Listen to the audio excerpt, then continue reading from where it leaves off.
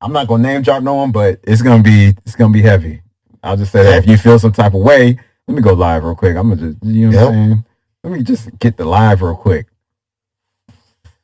You know what time it is? Let's go, man. We getting the live stream going right now. We in this bitch, man. Yes, sir. We here.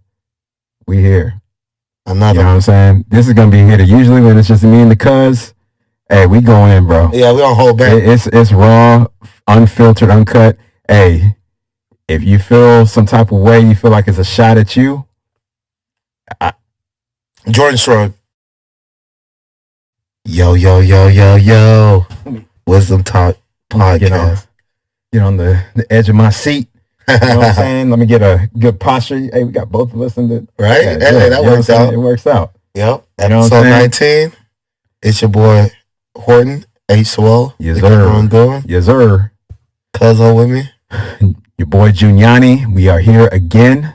You know, episode was this 18? 19. See, I'm losing track of the episodes, man. But we here, man. We here. Anytime it's just us two in the room, you know it's gonna get hey, we go over topics, we go over certain things, we digress into other things. We don't hold back, y'all. We don't hold back. This is raw, unfiltered, uncut. This takes you out of your corporate cubicle. It takes you out of there. It gives you a great balance to listen to us. Yeah. It gives you a great balance. And hey, if you feel like what we say strikes a nerve with you, maybe it is about you. Maybe it's something within you that you need to change. I don't know. But we here, man. We here, and that's a great point you made, because like I noticed that just even on Facebook alone, when I make a post, I never tag anyone. So I'm not talking to anyone directly. Right. But they feel that I'm attacking someone. Right. Off of my post, because it's kind of like a projection in a way. It's like, if you feel that way, then maybe you have some guilty conscience within yourself in your decision making. Right. Oh, I want to mention too, before you keep talking, we on the live. We live right now. We recording right now. Live on IG. Right now. We are live. IG. Oh, well, this is Facebook Live. Oh, Facebook Live. Facebook Live. Yeah, we here. You know what I'm saying? And shout out to Mark Zuckerberg. Shout out to Zuckerberg. I'm trying to see that match, by the way. Yeah, I know. I want Elon Musk. Yeah, is it going down? Because they have pictures of Mark Zuckerberg like training. Yeah. And like he looks in shape. Yeah. And I'm like, oh shit, he's actually in the gym and shit. Right. Actually, like not even in the gym, but like in the an MMA gym, actually rolling and scrapping and and sparring. Right. So I haven't seen anything on the Elon Musk side of things, but he really have to get it together, because like at least Mark is. I think here's my listen. Elon's got to train. If this shit's going down, Elon's got to get ready, because Zuckerberg wins. He's won some tournaments. Like he's been getting down and dirty. You know what I'm saying? He's in that jiu-jitsu. He's doing his thing. Yeah, exactly. And I want to get into a fighting thing too, like a fighting technique or a regiment too, or a fighting class. I want to do some shit. Yeah. I want to get into boxing. I did taekwondo as a kid, and I want to get back into it. Right. Yeah. As an adult, you'll have a different absorption of the information and the techniques and everything that's taught to you. Exactly. You'll train for it. Actually train. I didn't appreciate it to the level that I could have. Right. Man, because the impact it makes on one's life. Yeah. It's like that type of resilience and patience and self-discipline. Right. Sure. Right. Yeah. You know what I mean? Yeah, man. And then I want to talk about consistency. I want to talk about. He's getting straight to it. Getting straight to it. I want to talk about consistency. I want to talk about I want them to see my a little bit of mental health too. Straight out of Cameroon. Hey, that's hey. My homie's girlfriend got it for me for my birthday. Really? Straight out of Cameroon. I got my merch now. Yeah. I got Cameroonian merch. Yeah. Cameroon going himself. Yeah. Shouts to our country. Yeah, man. Yeah, but go ahead. Consistency. I want to talk about consistency. I want to talk about not getting in the way of things. I want to talk about, wisdom time. We're not going to go in like a chronological order per se, but we'll probably tackle these things as we go along right now. But we do have certain things that we want to discuss topic-wise. Do you want to start off with that? Consistency. I mean, yeah, I guess because you brought it up. Because we're gonna get into the main and communication, and we're gonna get because like we do have our actual topic of like what's going on in news and like the drama and stuff, like the Renner. situation. Oh Lord, we're gonna get into that. Oh Lord, but let's ease in our viewers. God have mercy and supporters on like this consistency thing. So yeah, man. So I just want to say this, like with anybody out there in the world, anybody out there, if you're a part of a group, you're a part of a team, you're a part of a conglomerate, right? It's important to stay consistent, and if consistency lacks, ooh, I cracked my voice. I know that's it. No, but we weren't letting that shit slide. Y'all caught that shit. Y'all caught it, man. Y'all caught the shit. That part. All right. Yeah. But no, it's important to stay consistent. You know what I'm saying? It's important to stay on the same page. It's important to communicate. I think communication is the glue that can keep things afloat if consistency is lacking.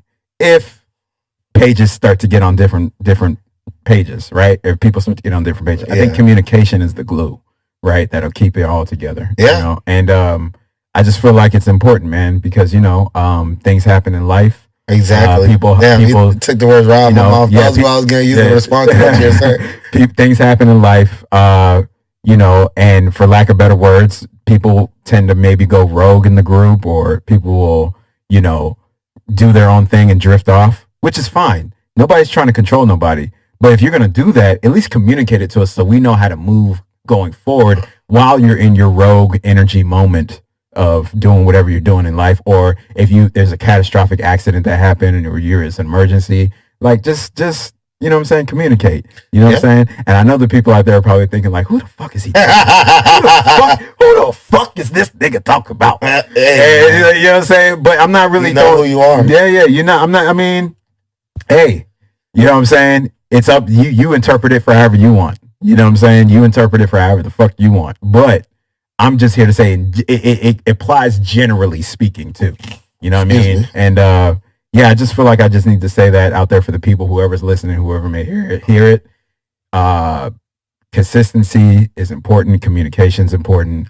Being on the same page, if you're a part of a group or a team that has a goal to reach, or you all have different ambitions, it's important to stay on the same page with the rest of the group. Because to piggyback off of Cuzzo is that all it takes is one person to not be on the same page to mess it up for everybody. Yeah, fact. And like, even though the rest of the team could adjust, the fact that they have to adjust because of the lack of consistency and communication, is like inconvenient towards the process. That's a fact. And like I just posted recently on Facebook about how we went from just talking our shit on Facebook to saying that we're going to start a podcast to being on episode 9, and that took episode 18. I mean 19. I said 9. I said 9. No, we pumping these things out, man. Yeah, exactly. Like, that takes consistency. Sorry for that. And I want to say this while you're on that. I want to shout you out because there's times where, like, you come through, getting the session in order when others can't. Like, I mean, me, myself, too, I haven't came through as much as I should all the time. But, I mean, I've contributed a little bit, you know what I'm saying? But I want to do it more. But you stayed on that. And that, and you've been picking up the slack when and that's another thing about being a part of a great team, right? A good team is when you have teammates that understand the concept of picking up the slack when others can't, because there may be a time when you're down and you're going to have to rely on the other team members to help you pick up the slack, right? I'm already thinking that far ahead. Yeah, so you're as strong as your weakest link. Right, you're investing, right? And you understand the team concept. You understand the team game. This is a team sport. You know what I'm saying? To reach levels of success for everybody. Like, if you're not a selfish person, you're trying to get success and you're a part of a team, it's important to have that mentality of picking up the slack when others can't on the team, because everybody, we're human. We're not all going to consistently be on the same level all the time. Exactly. That's expected. We're not perfect. You know what I'm saying? So that's why I want to shout you out, because you've been on it, man. Like, Thank you, man. And then Legend too. I want to shout out Legend too, man. I mean, he had his little down moment, but he's been pumping these things out. He's been going in. Yeah. You see that trailer? I saw that. No, I didn't watch it yet. I liked it though, because I was like, I don't even have to watch it yet. I'm just gonna give it a like. You know what I'm saying? But I'm gonna post that trailer. It's a good promo for, like, to introduce people to the page. Yeah. Shout out to the trailer, man. I'm gonna watch it. y'all need to go watch it on Facebook Live because I liked it. Cousin posted it. Watch it on the Facebook Live. But yeah, man, he's been on his shit too, bro. So I want to shout him out. You know, he hasn't been on camera in a minute, but maybe I know, right? One of these days he'll get back on. He'll get back. Yeah. Right. But yeah, we gotta bring his energy. Yeah. That man slamming on the table, taking the mic off the thing right now. And I'm gonna tell you. I'm gonna tell you. And you know what? I'm talking to you. You breaking the football. You. Yeah, fucking doing Deadpool over here and shit. Deadpool breaking the fourth wall like a motherfucker. Like you know what I'm saying? God damn. That's but nah, man. But yeah, man. That's pretty much what I want to say about that, man. It's important to just uphold those traits if you're a part of a team, pretty much. Yeah. And you know, we don't have to talk about it now, but I do want to address some of the definitions you've been posting on social media. I want to let the people know how important it is to understand definitions, the meanings of things. Etymology is important to understand, and we can go over that. I need to put that in mind. Right. Etymology. Yeah, etymology, man. Etymology is crucial, bro, because etymology, right? Yeah, E-T-E-mology. M-O-L-O-G-Y, I believe. That's how you spell it. But etymology is super important, bro, because it gets to the absolute origin of a word. You know, English stole a lot. I got it. Yeah, English stole a lot of words and stole a lot of definitions and stole a lot of syllables and lettering from different languages. That's why English is able to have a dictionary. You know what I mean? So, etymology is crucial, man. Yeah. It's very important. It opens up a whole nother level of truth and understanding. Exactly. Of higher understanding and higher truth. Because I've been on that frenzy of defining words because I hear people use words and I'm like, I don't think that's the main, the way they're using it towards what I remember the word meaning doesn't match up. It doesn't equate. So it's I'm like, wait, these people are using the words towards their convenience more than the actual meaning of the word that they're using themselves. Yep. And it's just that's why I just be posting these words, simple words, things that you think you'll know since the 3rd, 4th, 5th, 6th grade. It's they really need a definition because I'm you're using it wrong. Empathy and all this other stuff. And, facetious and all this other stuff. Yeah, right. And toxic and all this other stuff. Yeah. I hear these words.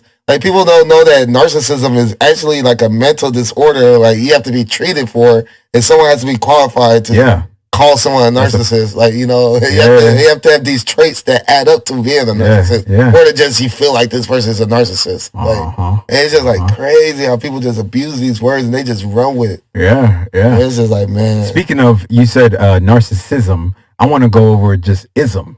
The prefix, the suffix ism. Let's break it down. Let's break it down. Let's do it. Let's get into it because anytime a word has an ism at the end of it, like racism, narcissism, what's another word that has an ism? You guys know any word that has an ism, suffix ism, the suffix ism at the end of it.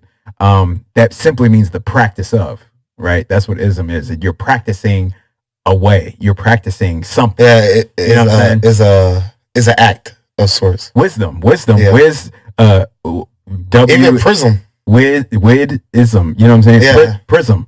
Yeah. Right. Yeah. Exactly. It's the practice of shapes. Yeah, practice of shapes. Right. Mm-hmm. So, yeah, man. So basically, ism. Anytime a word has the suffix ism at the end, it just simply means the practice of. So we can go to racism, right? Yeah. Let's use that word, right? Because it's the act. It's the practice of being a racist. Let me generalizing each race and having a certain stigma on them, positively or negatively. You're practicing. You're practicing that. You're practicing race, right? You're practicing the concept of communism. Race. Communism. Capitalism. Yeah. Communism. You know what I mean? Yeah. So socialism. Socialism. You know what I mean? Anything with the ism at the end. Because the communist is an individual that or a group of people that are that. Yeah. But then the communism is the ideology. The ideology or the practice of it. Yeah, the practice of it. Exactly. Yeah. So racism, you're practicing the acts of a racist. Yeah, you're practicing the concept of race, right? Yeah, because exactly. back centuries ago, right? Like this is like before 1492 and all the shit we've been taught in school, whatever. This is way back. This is thousands of years ago when African people, when melanated people ruled the world, right? They didn't practice race. Black people practice locale. So like, for example, if you were in Africa and you knew a black person in Asia, you wouldn't call them Asian. You would just be, or you would, I mean, I'm sorry, you wouldn't call them, let me backtrack. If you're a black person in Africa and you met a Chinese person in Asia, like a fair-skinned, light-skinned Chinese person in Asia, you wouldn't call them Chinese, or you wouldn't call them... Yeah, like a specific country. Yeah, you wouldn't call them Chinese, or you wouldn't call them Japanese. Asian. Or if you saw a white person in Europe, you wouldn't call them white. You'd be like, that's a European. Yeah. That's a great example. People in China wouldn't call black people. Because America is the ones that put color. Yeah, well, I'll tell you who did it. It's deeper than that. It wasn't anybody in America per se. But in China, if a Chinese person saw a black person in Africa, they wouldn't call him black, or they'd just be like, "There's an African there." Yeah, exactly. They wouldn't use the color. Yeah, it's more like you know what I'm saying? It's more like the country that those type of people, those people inhabited. Right? Or the continent that they live in. They would just call them by their country. It's more continent, right? Like European. They're European. Yeah, there's a European there, and even though they're black, they wouldn't say black. There's a South American there. There's a European there. They wouldn't Central say American. Right? They wouldn't say, "Oh, damn, white man, black woman, Chinese woman." It's not by the pigmentation. Right? Or Indian man, or what? You know what I'm saying? It'd be location. So the person that created the concept of race, or created racism, or created the concept, the whole ideology of it, was a man named Johann Blumenbach. Okay? That's some German name. He's a German. He's a German guy. Johann Blumenbach. You can Google him. Google him. Johann Blumenbach. Probably got like the dots on the letters and stuff. Yeah. Over the letters. The two dots. Yeah. Johann Blumenbach guy, and there was another guy too. There's another guy, or another white dude with him they started the whole concept of race, and that's why when a lot of Moors migrated into Europe and colonized Europe and civilized Europe, Johann Blumenbach created or started the ideology concept of white supremacy, because white supremacy can only be a thing if racism is a thing. If the practice of race is a thing, then that's how you have white supremacy. Because Johann Blumenbach was a white man, and he created the concept of race. You create the concept of race as a white man, and you think your race is superior. That's how white supremacy is born. Yeah. That's how it's born. Yeah, white supremacy was one of the words I had to define. Yeah. So just to get the true meaning. Yeah. And the word, let's go into the etymology of the word supremacy or supreme. You can't have two supremes. Supreme is the one all be all. Yeah. It's only one. Is one that is superior to all others. Yeah. So if you have white supremacy, what is that? That's the practice of having a certain color supreme over everybody else. Yeah. Right? So yeah. That's why I can understand your perspective of Nick Fuentes. Yeah, Nick Fuentes. He say like he's a white supremacist. Yeah. And it's because he believes that white people should be the majority. Right. And like at first I was like, it's not that he looks down upon other races. I think he does. But I think he does. But real. But he just wants the white people to be the majority of the country. So I know that people think that he does, but the reason why they think that he does is because he's really reading statistics. And if the statistics have a bad stigma and like they have a bad cloud on wherever he's talking about, like, okay, like he's reading the statistics on like crimes and stuff. And if it's a majority of this type of person doing the crimes, then they say, oh, you're just focusing on that instead of like seeing all the other positives of these type of people. Therefore, you're just glorifying the fact that they're known for this negative stigma. Therefore, you're trying to bring them down to bring your own up. But see, I think stats are skewed too, man. I think people use stats for political gain. Yeah, that's why you use multiple sources. Because I never just use like one stat and say that's gospel. I need like multiple stats from different areas that aren't biased to have a same type of nucleus, and then I'll be like, that's my final assessment of the stat. Mm-hmm. So like, yeah. But I think Nick Fuentes has biased stats because I think white people commit more. There's more white on white crime than there is black on black crime because white people are the majority of the country. So if you're the majority of the country, how is it that black people only being 12-13% commit more crime against themselves than the majority of the 68% of the population do? You see what I'm saying? It can make sense why. But it's not. But I don't think so. I think the way the laws are constructed is what contributes to black people being more criminal because the laws don't favor us. They don't. You know what I'm saying? So we're gonna inherently be criminal in a system that has laws created to make us more inherently criminal. You see what I'm saying?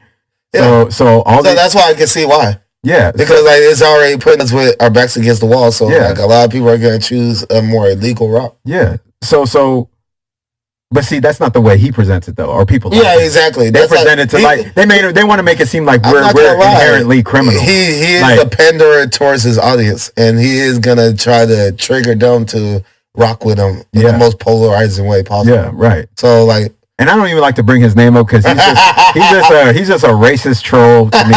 Like, I like to because he's controversial. Yeah. It's not like I agree with him. There's other people. I do more disagree with him than agree with him. But I do believe in the First Amendment as well. It's not like he's like being like facetious towards people. He just feels how he feels. Yeah. And like he just strongly passionate about his beliefs, and it's just different from what I'm used to hearing. Yeah. So it's just like. But there's more people. I'm telling you, you got the Richard Shermans of the world. Are you talking about Richard Spencer? I mean, not Sherman. Yeah. Shout out to Richard Spencer, man. I was just watching some Richard Sherman First Take. On Undisputed. Yeah, he's doing good. He's doing well. I think he is too. He's doing well. I think because he challenged Michael Irvin about defense and stuff. He did. Like because like Michael Irvin was trying to say that points win championships, and he's like, no, defense wins championships. What are you talking about? Right. Like him and Michael Irvin were going back and forth. I like to see that. You got the former wide receiver, going back and forth about what matters the most to win championships. Facts. Yeah. So I like that. Yeah. But I know you're referring to Richard Spencer, but Richard Spencer, he's definitely worse. Yeah, he's alt-right. He's definitely worse. Alt-right. Because like he's actually bones. He's actually said like hard ER on some of his So is Nick Fuentes. Yeah, he says blacks mostly. Nah, he said on fucking the two fucking Tethers podcast. Yeah, fresh and fit. no, they dared him to say it, and then but he said ER. He said ER. I thought he was gonna say N, like nigga. Like, he said ER. Like damn, that nigga's been wanting to say that. He says it amongst his peers, amongst his people. For sure. Yeah, amongst the his fact group. that he was just so ready to say it once they gave him the green light to say it. Yeah. And he was ready to say it with the hard ER. It just shows that he's using. Yeah, the two on the two, African Tethers. Okay, I stand correct. Podcast. You know what I'm saying? Tether and Tether podcast. That's what it's called. I don't even want to say the name, bro. I don't even want to say the fucking name. They have good dating content though, so I still watch them for that because like it's like.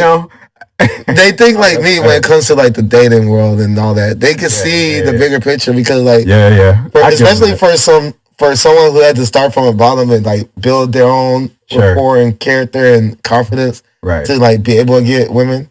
Yeah, like that process. Most women don't understand or empathize for that process to get to that point to be attractive. Yeah, they just look at the end result. So I like how they focus on that and like and like pretty much just like whenever the women on their panels and stuff they just showing us how women really think and all that, and it's just like good to see. It's not even just like for me, but it's for all the guys that are out there still struggling to see, like, not to put them on the pedestal like that, right? But only the ones that show their own worth, that be worth putting on the pedestal, right? Take seriously, yeah, I'm getting deep into it, but at the same time, I understand what you're saying as far as like the type of people they'll have on their panels or type of things that they allow to happen on their show, on their podcast and everything. And you know what though, I'll give them credit for that part. You know what I mean? For like the dating dynamics. The dating dynamics. But everything outside of that, I'm like, they're both African Tethers, bro. Yeah, that's why I don't like. That's why like Black Republicans. they kind of come off like Uncle Tom's. I'm just gonna be straight up. That's why I can't. You know what? They have a history of that. But man, you remember when the Florida, the governor of Florida, DeSantis, you know that dude? Oh yeah. He's been trending, right? He's been trending for all the wrong reasons. This man is going. He's off the chain, bro. Yeah, he's been. Let me tell you something. He has been saying some crazy ass shit about black folks, and all the black Republicans have been getting on code against them. They've been banding together. All the black Republicans are standing up against them, bro. I swear to God, you could look it up. They've been the black Republican motherfuckers. DeSantis. I forgot his first name, but Governor DeSantis in Florida. Huh. Yeah, he's been talking greasy, bro. Talking about slavery was a good thing for black people and they should have learned from it, or they learned great trait qualities from it. I'm like, shut your bitch ass. Hey, man, shut the fuck. See, someone like that, I will fucking love to. Like, as soon as I say Governor D, you already know, because they already popped the sentence. Florida governor. Oh shit. Damn, and that's Florida too. That's the same state that those boys are in. What boys? Miami. Who? Tether 1 and Tether 2. Go fucking Tether 1 and Tether 2. They're a product of their environment. Bruh. I can see the apple don't fall far fromHat's going on in Florida, dog? Florida, man. Hey, Florida's becoming the new Texas as far as like the levels of conservativeness. I'm just saying, you man. Man, because like Texas used to be known as the #1 conservative state, and Texas still kind of. Yeah, we are. They want to separate from the country. They want to be their own. We're our own type of. We're the Wild Wild West. We're our own type of region. I'm just saying, like you know. Like Florida's not far. No, Florida's not far. Hey, I don't know. They must be surrounded by their own drum of the beat too. It's that peninsula energy. I don't know. They must be surrounded by. They might be surrounded by too much water, dog. I don't fucking know. Energy. They might be surrounded by too much. I don't know. It's the. I don't know. It's too many. You know what I mean? It's close to the Caribbean and shit, and you got a bunch of tethers. Yeah, they got all the tethers that come over there. Yeah, they got the Cubans and the Dominicans and the. I'm not saying all. A lot of the Caribbean folks. But yeah, you know what I'm saying? Some of them Caribbean folks be on some cool shit. Yeah, because honestly, going back to that podcast, FNF, is that I'm telling you, Fresh is from Barbados and is that Caribbean shit, and he's kind of washed. See, that's that bullshit. I'm telling you, man, that's that bullshit. Like, you know what I mean? And that's why I can't That's why when it comes to politics, I don't take a side. Because I see the flaws in both Republicans, Democrats, all these motherfuckers. Of course. And why is there even a Green Party? Money to make money. Let's just be real. Run a campaign that ain't gonna do shit. This boy Bernie Sanders has been the face of the Green Party for 20 years and still has not got getting close. Rich off of it. Hasn't got close. He's always running for that campaign. Always running to just get that money. Because all the money that they fund towards the campaign. Right. And he ain't gonna do shit with it towards black folks. He ain't gonna help black folks with that. Hell no. You know what I mean? Like, come on, bro. Come on. Talking about the Green Party. What the fuck? Environment. The environment. Have a black party. Let's do that. You know what I'm saying? Let's do that. Let's do that shit. You know what I'm saying? If we have a black party, then Kanye's gonna be running. hey, I vote for that. I would. Hey, we need more branches. I want a producer in the White House. We need more. You know what I'm saying? We need more candidates, different classes of candidates. You got independent, you got the progressive moderate, you have the Green Party, you have Democrats and Republicans. I think that's all of them right now. Yeah. Man. And none of them care about reparations. That's why I say I'm a neutralist. That's why I'm a neutralist. Fuck them all. You always come back to the reparations. I got to. I got to stay on code. I'm on code. Bread and butter. Yeah. I'm on code, bro. Consistency, right? No, consistency. Hey. It comes in full circle. Wisdom talk. Full circle. Full circle. Really. That's why I don't knock Cuzzo wherever he brings up. I'm like, he sticks to his guns. I like it. I respect the president that's going to always bring up and always stay on the same path. The same, man. Through. That consistency shows this passion. Like, he really is. I'm strong about prioritizes that shit. I just want black people to win, man, and get what they deserve, what they deserve, and what's owed to them. I don't like how we're demonized. Oh, let's get into that. I'm just gonna be straight up because this is usually things that I just hold. I become numb to it, so I don't really talk about it because I don't want to play the victim. But at the same time, you are the truth is the truth. The truth is you're a victim in systematic white supremacy. You're a victim as a black man in America. You are a victim of it. Yeah. Because white supremacy it's not called black supremacy. You know what I'm saying? You're a victim of something that doesn't favor you. You're a victim. Naturally. All right. I like that. There is no such thing as black supremacy. There is no such thing as black supremacy. What is that? And black supremacy would have to be like in a country in Africa or something. Yeah, that's the only way that would even remotely exist. Black, so yeah, but like they're not gonna try to repress like other races to that same degree. We didn't because historically we've always gone into other continents and helped people. Mm-hmm. We helped Europe get out of the Dark Ages. That's why you have the Renaissance, because the Renaissance it comes from the Moorish. And what did they do to us in return? They split up our countries and started doing they fucked us settlements and shit. Like what is that? Establishments and stuff with like French with Cameroon and Britain with Nigeria. How we were once one country and everything else. And to be fair, the only reason why that was even allowed to happen is because we did get complacent as people, as black people. I ain't gonna lie. We took an L for that. That was our fault. We became complacent. We trusted them too much. You're right. Even though we helped them, we got complacent. We got complacent and comfortable. So they seized that little crack, that crevice to take that moment. You want to know a controversial take that I thought of? Because I be going deep. Yeah. Is that were our ancestors, because we weren't taken into that slavery or anything like that, was our ancestors the one giving up the black people? I mean, like the Africans to the other Europeans and such. Maybe it's possible. That's what I'm saying. It's highly possible, because it's like, how did our family get away? You're right.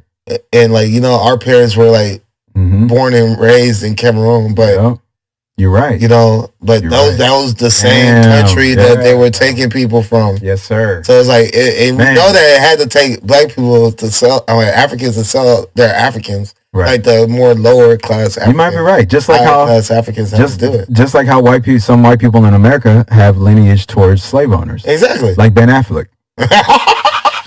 It's like you're like waiting for that. You're like, it's just like that. Like Ben Affleck's ancestors were slave owners. They were. Yeah, exactly. But I like Ben Affleck though. Shout out to Ben Affleck, man. He's a dope actor. And that's the thing. It's like Ben Affleck didn't choose that. He was born into that. He wasn't. It doesn't mean that he's that way. But his family benefited though. Yeah, but his future lineage benefited from the wealth that was generated from free African labor. Yeah. You know what I'm saying? Free. We didn't get paid for that shit. If he was born and raised off of that wealth that was generated from those people, that was passed along from those type of people that had to fight, that had to blood, sweat, and tears. Yeah, bro, that's what happened. Then that's why it comes in full circle where your reparations make sense. It's like, hey man, you got this extra money only because of this.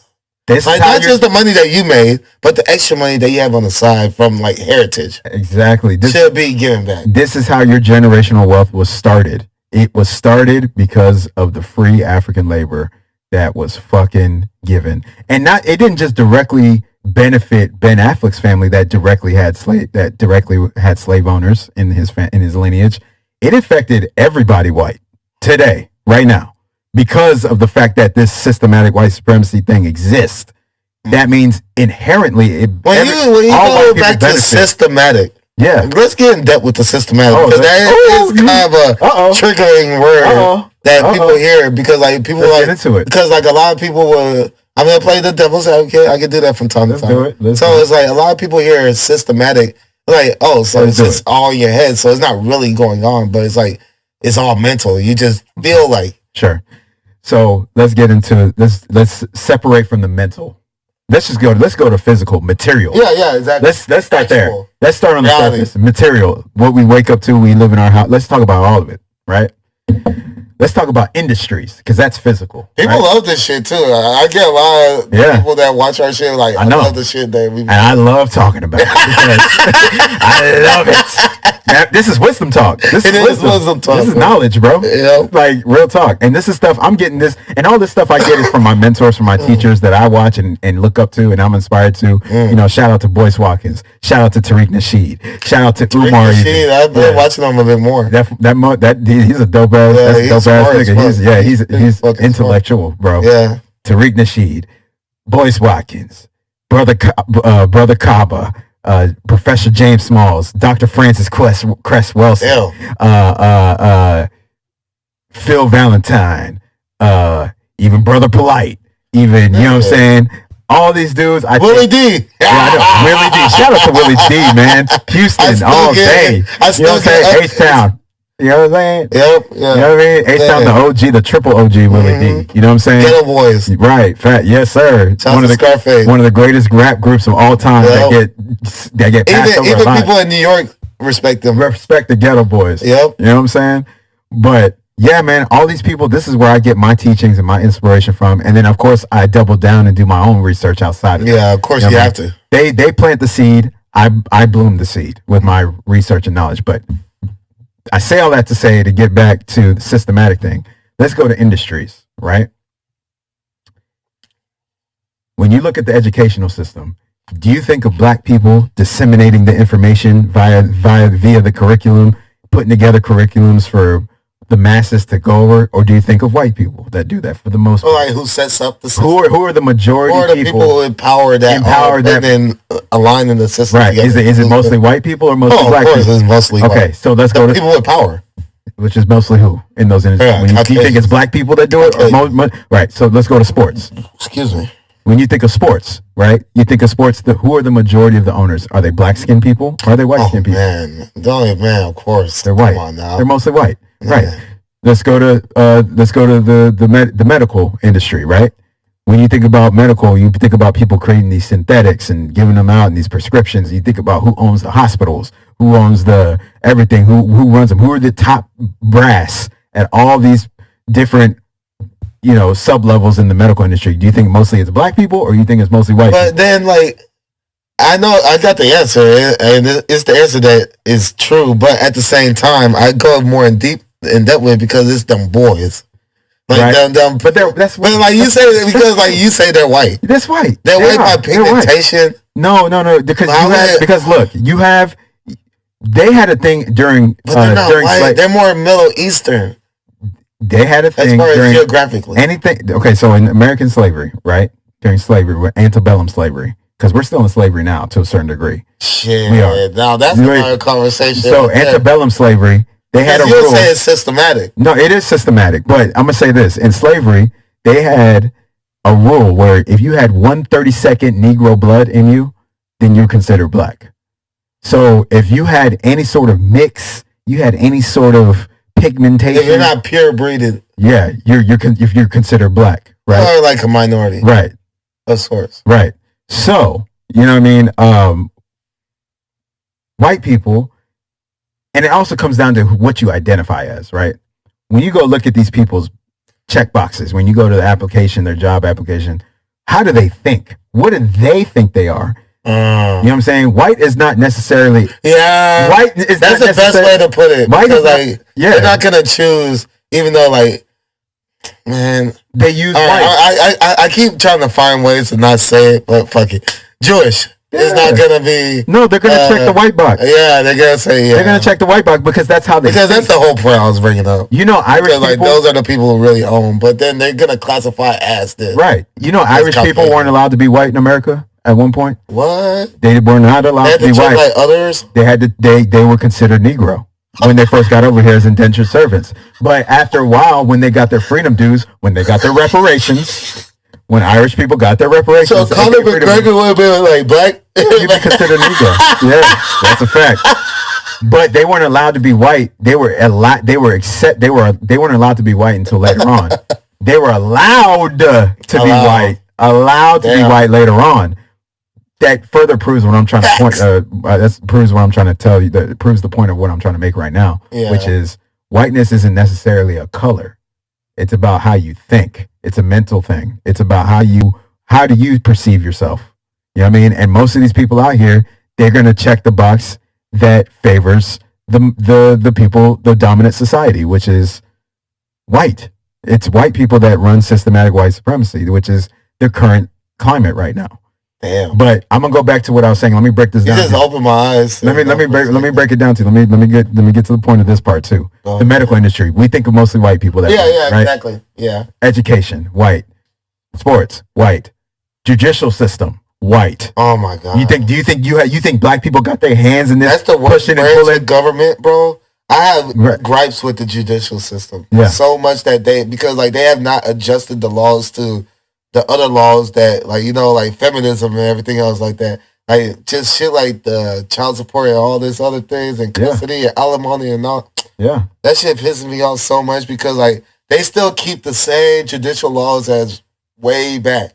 Mm-hmm. And they know times have changed, and they still can, as long as they can benefit. Exactly, because they're always looking. Who can benefit? Who can benefit? The powers that be. And who are the powers that be? Who are the what do they look like? Is it black people that powers that be? White men.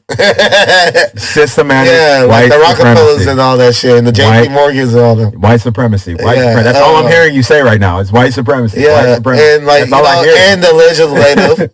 The legislative as well. All the other branches of government can benefit. Like they all try and benefit from one another by their purpose. Yeah. You have the ones that make the laws, the ones that execute the laws, that place the laws in order, and then the ones that are substantial upon not going by the law and the punishment behind it. Yeah, you don't think of black people that got their hands in legislation, pushing and pulling laws. It's not black people, and this transcends parties.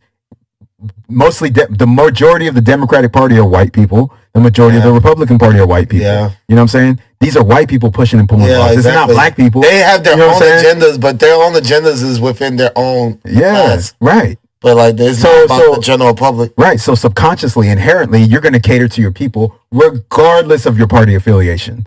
That's why when you have a Democrat and a Republican, it's just two different extremes of the same bullshit. Exactly. And that's why I can't. And it comes in full circle why I don't fuck with politics. Yeah. Fuck all them niggas. Because they all have their own hidden agendas to look out for only their own. Yeah. Politics is it's and we're not a part of that own. No, their own. We're not. That's why it's important for black people to take over the grassroots of everything, right? It's important for black people to seize the grassroots, seize it. You know what I'm saying? It's important because grassroots is where you get your power from, at least black folks, because that's where we can rule. But grassroots is not controlled by nobody. Grassroots is within your own group, right? Yeah. So that's where you can get power to make a power move, right? So, bars. Yeah. So systematic white supremacy is real because of what I just laid out to you. Look at every single industry. You tell me, is it majority black that's running it or majority white in this country? Now, in the world, white people are the minority. Yeah, in the world. Course. They don't run. Population wise, white people are the minority in the world. It's just the impact that America has on the rest of the world.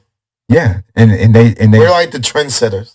Yeah, we kind of strong-armed ourselves into that position, but we're really like a little brother of the country. Yeah. Historically speaking, as far as establishment goes, but everybody wants to follow us for some reason because we're wild with it. We're kind of like rock stars of the country, and we're and you know who's the catalyst behind that energy, right? It's black folks. We are the we're the edgy factor. Because before that, we're real bland. If black people co-sign, that's what I'm saying. If black people co-sign something, or if they get behind a movement, or if they co-sign an artist or a song, or if they co-sign a sport, then everybody's gonna think it's cool. You know what's crazy? Because it even makes sense, like how the Kim Kardashian effect, like how she tries to morph her body to fit the image of a black. That's woman in general, bro. Yeah, they want the big lips now. They want the ass. They want to look like a black woman. Yeah, bro. Classified as a black woman. They don't want to deal with the black. And it's crazy. Like it's not that. It's the music. Right. But then that's why I make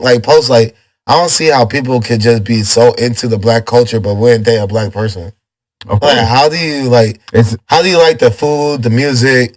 You try to look like the part, you dress like the part, but then you want to date someone who is actually from that. Because maintaining systematic white supremacy is more important, bro. That's why. Damn. Because think about it, the slave owners they had sex with the slaves. Yeah, that's how you start. That's why people start. The races have been mixed. That's why all these people go ancestry.com and find out they're mixed with this and that and this and that. Because it goes back to the fact that your slave master father or slave master mom slept with the slave guy or girl, behind the doors, like in the cut, like when no one was looking, it was all getting down. If it was the black woman with the white man, it was the black man with the white woman. It was just all that fornicating was going on. And check it out. It just started. Even though the slave master had a wife, even though the wife was married to the slave master, they would still go to the fucking barn and they'll still sneak out. And either gender too, like both men and women, they're sneaking out, going to have sex with the slave. Yep. Exactly. Yep. And again, and that's why I look at like black people. Like I'm like, you're not fully black. You're not black like I'm black, right? Because I know that there was some washing. Well, you got a few black folks that are in America that kept that bloodline. They were slaves to the end. Yeah. But and then they took like an American last name whenever they came from. Right. That's why like you had the Johnsons. Exactly. Right. Even though it's like a white last name. It's a white last name, but they needed something. Like Freeman. Yeah. Like Django. Like you just need something to keep your name, like to have a last name to like identify yourself as. Right. You need something. Yeah. But yeah, man, they would sleep with the slaves and then go right back to their big house and keep the slave in the barn and then wake up and be a white supremacist. You know what I'm saying? Then go get a black slave pregnant and still be a white supremacist. You know what I'm saying? So it's like, and claim not to be the person, like claim not to be the other side of it. Like I don't. Like in denial, just deny that baby and deny everything. But you're practicing white supremacy because you're a slave owner. Yeah. You know what I'm saying? So like you can't have it both ways. You can't. Like, you know what I'm saying? You're not fooling nobody. And it's practiced today, matter of fact. Check it out. When you have a Candace Owens, for an example, who's dating a white dude and who she has all the vitriol and rhetoric towards black folks the way she does, that's the equivalent of a slave master buck breaking a slave, and then that slave is now a turncoat. You bring up Candace Owens. Oh yeah. Malika Andrews. Oh yeah. You had Serena Williams. Oh yes. EVE. Serena. Why? EVE. Oh. Just saying. Oh. It's a pattern, right? Yeah. It's called bedwinch. They're called Negro bedwinches. Bedwinch? That's what they're called. That's what they are. I've never even heard of that term. Negro bedwinch. That's what they're called. It's a fact. This is gonna be an episode, right? They're called Negro. It's called Negro bedwinches. Excuse me, sorry, y'all. I've been coughing and all this on the mic, man. Negro bedwinch. Oh my God, Negro bedwinch. Yep, that's the word bedwinch. And the only reason why it's not because you're sleeping with a white man. It's not because of that. But the reason why they're doing it? The reason for you being called a Negro bedwinch is because of the way you think about black people while you're sleeping with this white man. They look down upon black men. Yes. They look down upon black men specifically. Right. You have all this vitriol towards black men while you're over here fucking having babies with a white man. A lot of it, you know what I'm saying? I'll say this, at least like half of them is because they didn't have that male figure. Well, Serena did. Yeah, exactly. That's why I say half of them. That's why I say half of them. But she's still dating that suspected white supremacist. Yeah, that's why I say half of them. Because, like, I think also Candace had her dad. But, like, Eve and what's the other one I brought up? Malika Andrews. Yeah, they didn't have their dads. Mm-mm. Yeah, so it's just like it's a 50% chance that they didn't have a black male figure in their life to, like, discipline and show them the way, like, what a strong black man looks like that could provide and be there and stuff. But see, some of them.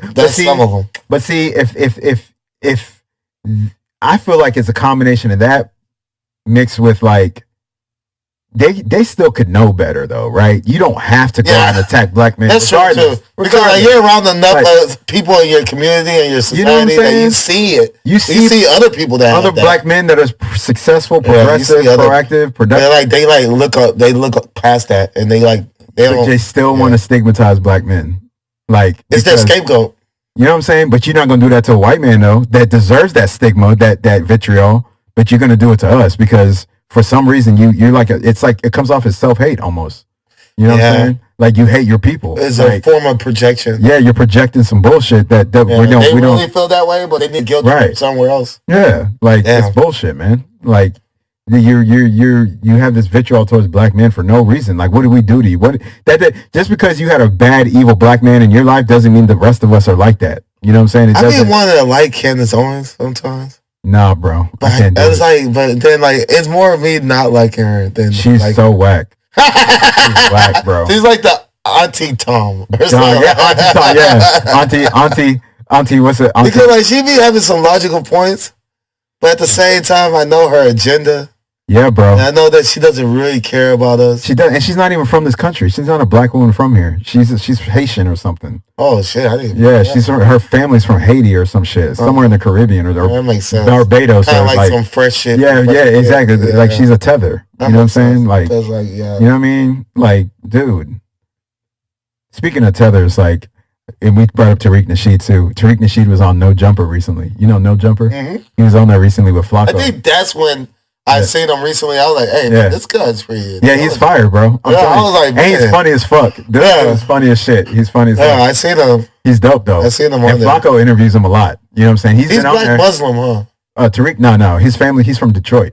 Okay, like I'm saying, like, does he like practice like Muslim? No. He changed his name. That's not his like real. I don't think that was his real name at some point. You know what I'm saying? But that doesn't mean I'm like disparaging the brother. I'm just saying like no. Well, people do that shit. Yeah. Myron Gaines that's not his real name. Jamie Foxx is not his real name. Yeah, exactly. So but Tariq is like, awesome. Once they start gaining clout and status, they kind of like want to be seen as this type of persona. Right, but Tariq is the shit. I just want to make that clear. He's awesome, but he gets on No Jumper a lot. And speaking of tether, like Flacco interviews him, like, you know who Flacco is. Yeah, of course. The guy kind of stutters a bit. Big boy. Yeah, but he interviews Tariq Nasheed, and he recently interviewed him on No Jumper. It's supposed to drop soon, but he was on Tariq's Twitter Space. You know what Twitter Space is? Where people get on there and it's like kind of like you chat live with people. Oh, it's like you create a room on Twitter and then people can hop into your room, like a chat room. It's like whenever we get like monetized and we can start to have live. Yeah.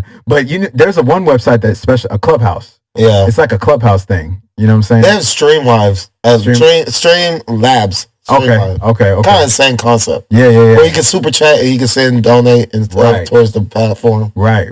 Yeah. So it's like that. But anyway, Flacco got on one time with him, and then he was like, "Yeah, Tariq, would you be down to like have a jollof eating contest?" And that shit was hilarious. They brought up jollof rice. Yeah, jollof eating jollof rice. Oh shit, dog. I beg, just eat some jollof. Yeah. They chop jollof. You did chop jollof rice. We say jollof. Yeah. Hey, Flacco wants him to have a jollof. Flacco, so he's African. Yeah, he's Nigerian, I think. That makes so much sense. He look like a Niger boy. Yeah, he's Nigerian. That makes so much sense. Yeah, but he wants him to have a jollof eating contest because Tariq is like big on like foundational Black and the culture and shit. Yeah, and like cultured. Yeah, and he's not African, but he's like Black American. Yeah, but he embraces his African culture though. Oh, absolutely. He's the documentaries, the Hidden Color series documentaries. He's the main one he's the creator behind it. I don't know if you've ever seen any Hidden Colors or I've heard about Hidden Colors. Yeah. Comes in full circle because I didn't even know him. Yeah, I heard of Hidden Colors. Yeah, Tariq's dope, bro. You should look into it. Like he does weekly shows on YouTube. Like every week, like he'll go on live and like do a stream, like how we do. Mm-hmm. You know what I'm saying? He'll do that. He does it every week. You know what I'm saying? And then he's on YouTube doing it all the time. And then you know what I'm saying? He's on Instagram. He posts like he's dope, bro. He's cool. Shout out to Tariq. You know what I'm saying? One day when we get our shit up, we'll have to get you on the show, man. Oh yeah, nah. And the thing is, he was supporting us because of our cause and like us being predominantly African. Absolutely, and we're pro black. You know what I'm saying? There's a black cast, a black editor. You would hear our content and be like, yeah. Oh yeah, we're not coons. Like we're not selling our soul to you know what I mean? Gravitate towards a certain type of demographic, right? And trying to please certain people. Mm-hmm. That's the beauty about us. Like, we'll talk about whatever. Yeah, facts. And we don't always have to agree. We don't. But like, it's a respect factor too. Facts. So it's like we're gonna hear each other out as long as what you're saying is valid. Yeah, then you get to speak. 100%. Be heard. 100%. So yeah, that's the beauty of it. Yeah, man. Speaking of, you're about to get it. No. Yeah, I just one more thing. Go ahead. I want to see what you're gonna say. No, I was just about to talk about the podcast. I want to be able to get mobile with it. You know what I'm saying? Like how like Gilly and Wallow's podcast, they kind of like go on like not a tour, but like they'll be at different locations. And they set up shop right there. They like bring their equipment. They bring their equipment with them. we're gonna get to that level one day where we can mobile. So that's the goal. That's because dope. Like that's dope. It's crazy that you bring up like the mobile part because like where my friend just moved, his the person who sold him the house.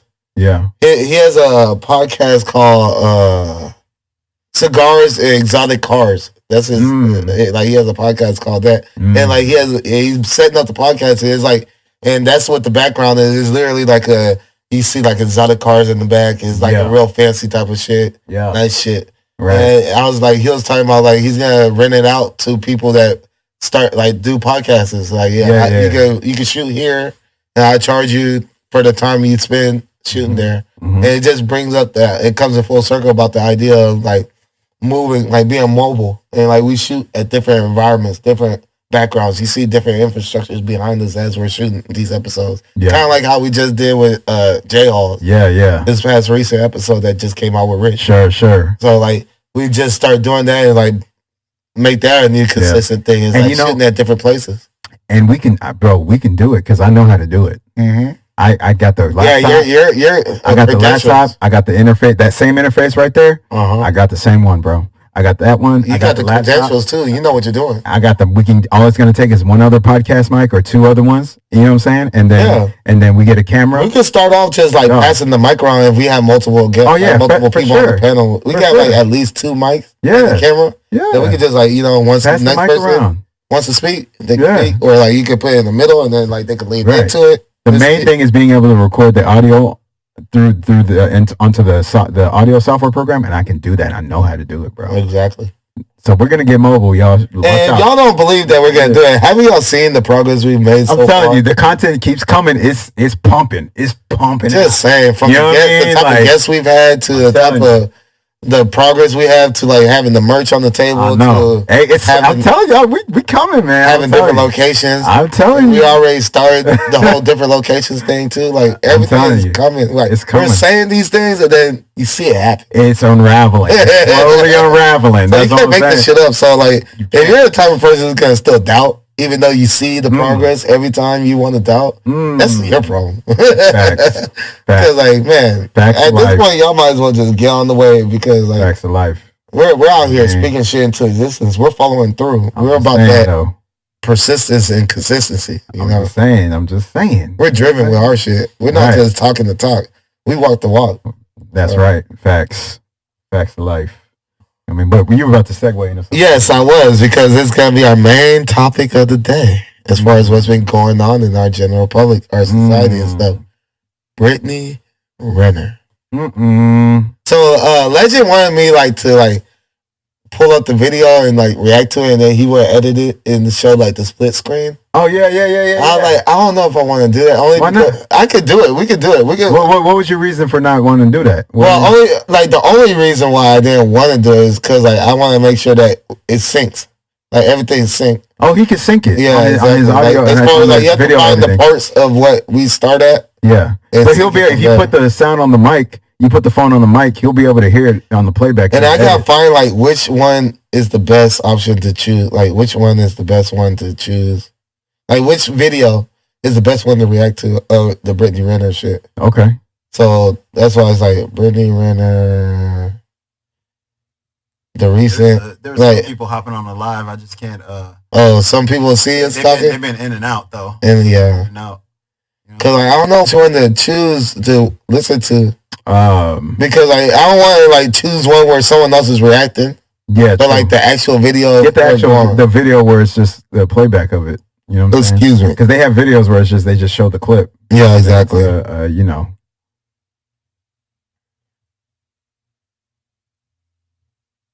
Yeah, man. Let me see. Let me see. Can I see the full video?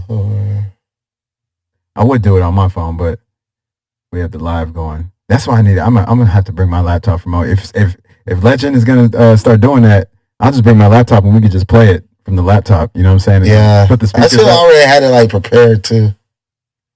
Cause I want to get I want to just get the part where it's just her, her, them talking and everything, and not someone reacting to it.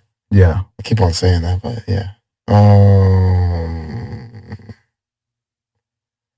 Trying to see where I can find it best at.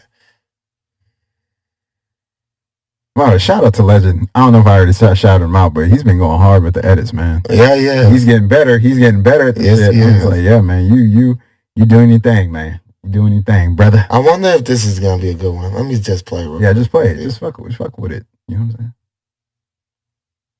I said it 100 fucking times. Jesus Christ. Jesus. She is on it, bro. Take the room.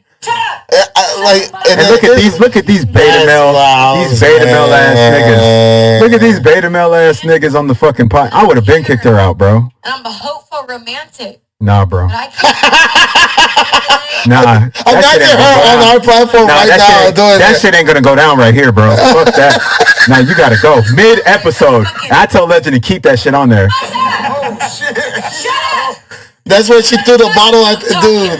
You see the part where she threw the water bottle? Look. Just keep it. Let me see. Look. I'm gonna rewind that. I can see it. Go ahead. Yeah. Try to force something that wasn't mine. Go ahead. Look. That wasn't my person. Man, this shit crazy. Look at her, bitch. He's sitting over there, motherfucking. Look at her. Look. Fuck up! Shut up! Yeah. Fuck up when I'm talking. That dude was laughing in the back. And she throws it. Guess who's there? Shannon Briggs. You know who Shannon Briggs is? Let's go, champ. Former heavyweight champion. Hello? And the bottle hit him, even though it wasn't intended for him. Look her shit. Look at her dress. It's her coochie's all out and shit. No, they have to bleep that shit out. I'm sorry. So this shit was just revealed. She thought Shannon Briggs was his security. This right here is about to go. Let me tell you something. It is about to go viral. You're right. She knew what she was doing, man. Yo, I'm sorry. Hey, you can hear Shannon Briggs in the back. Cause you sitting over here laughing.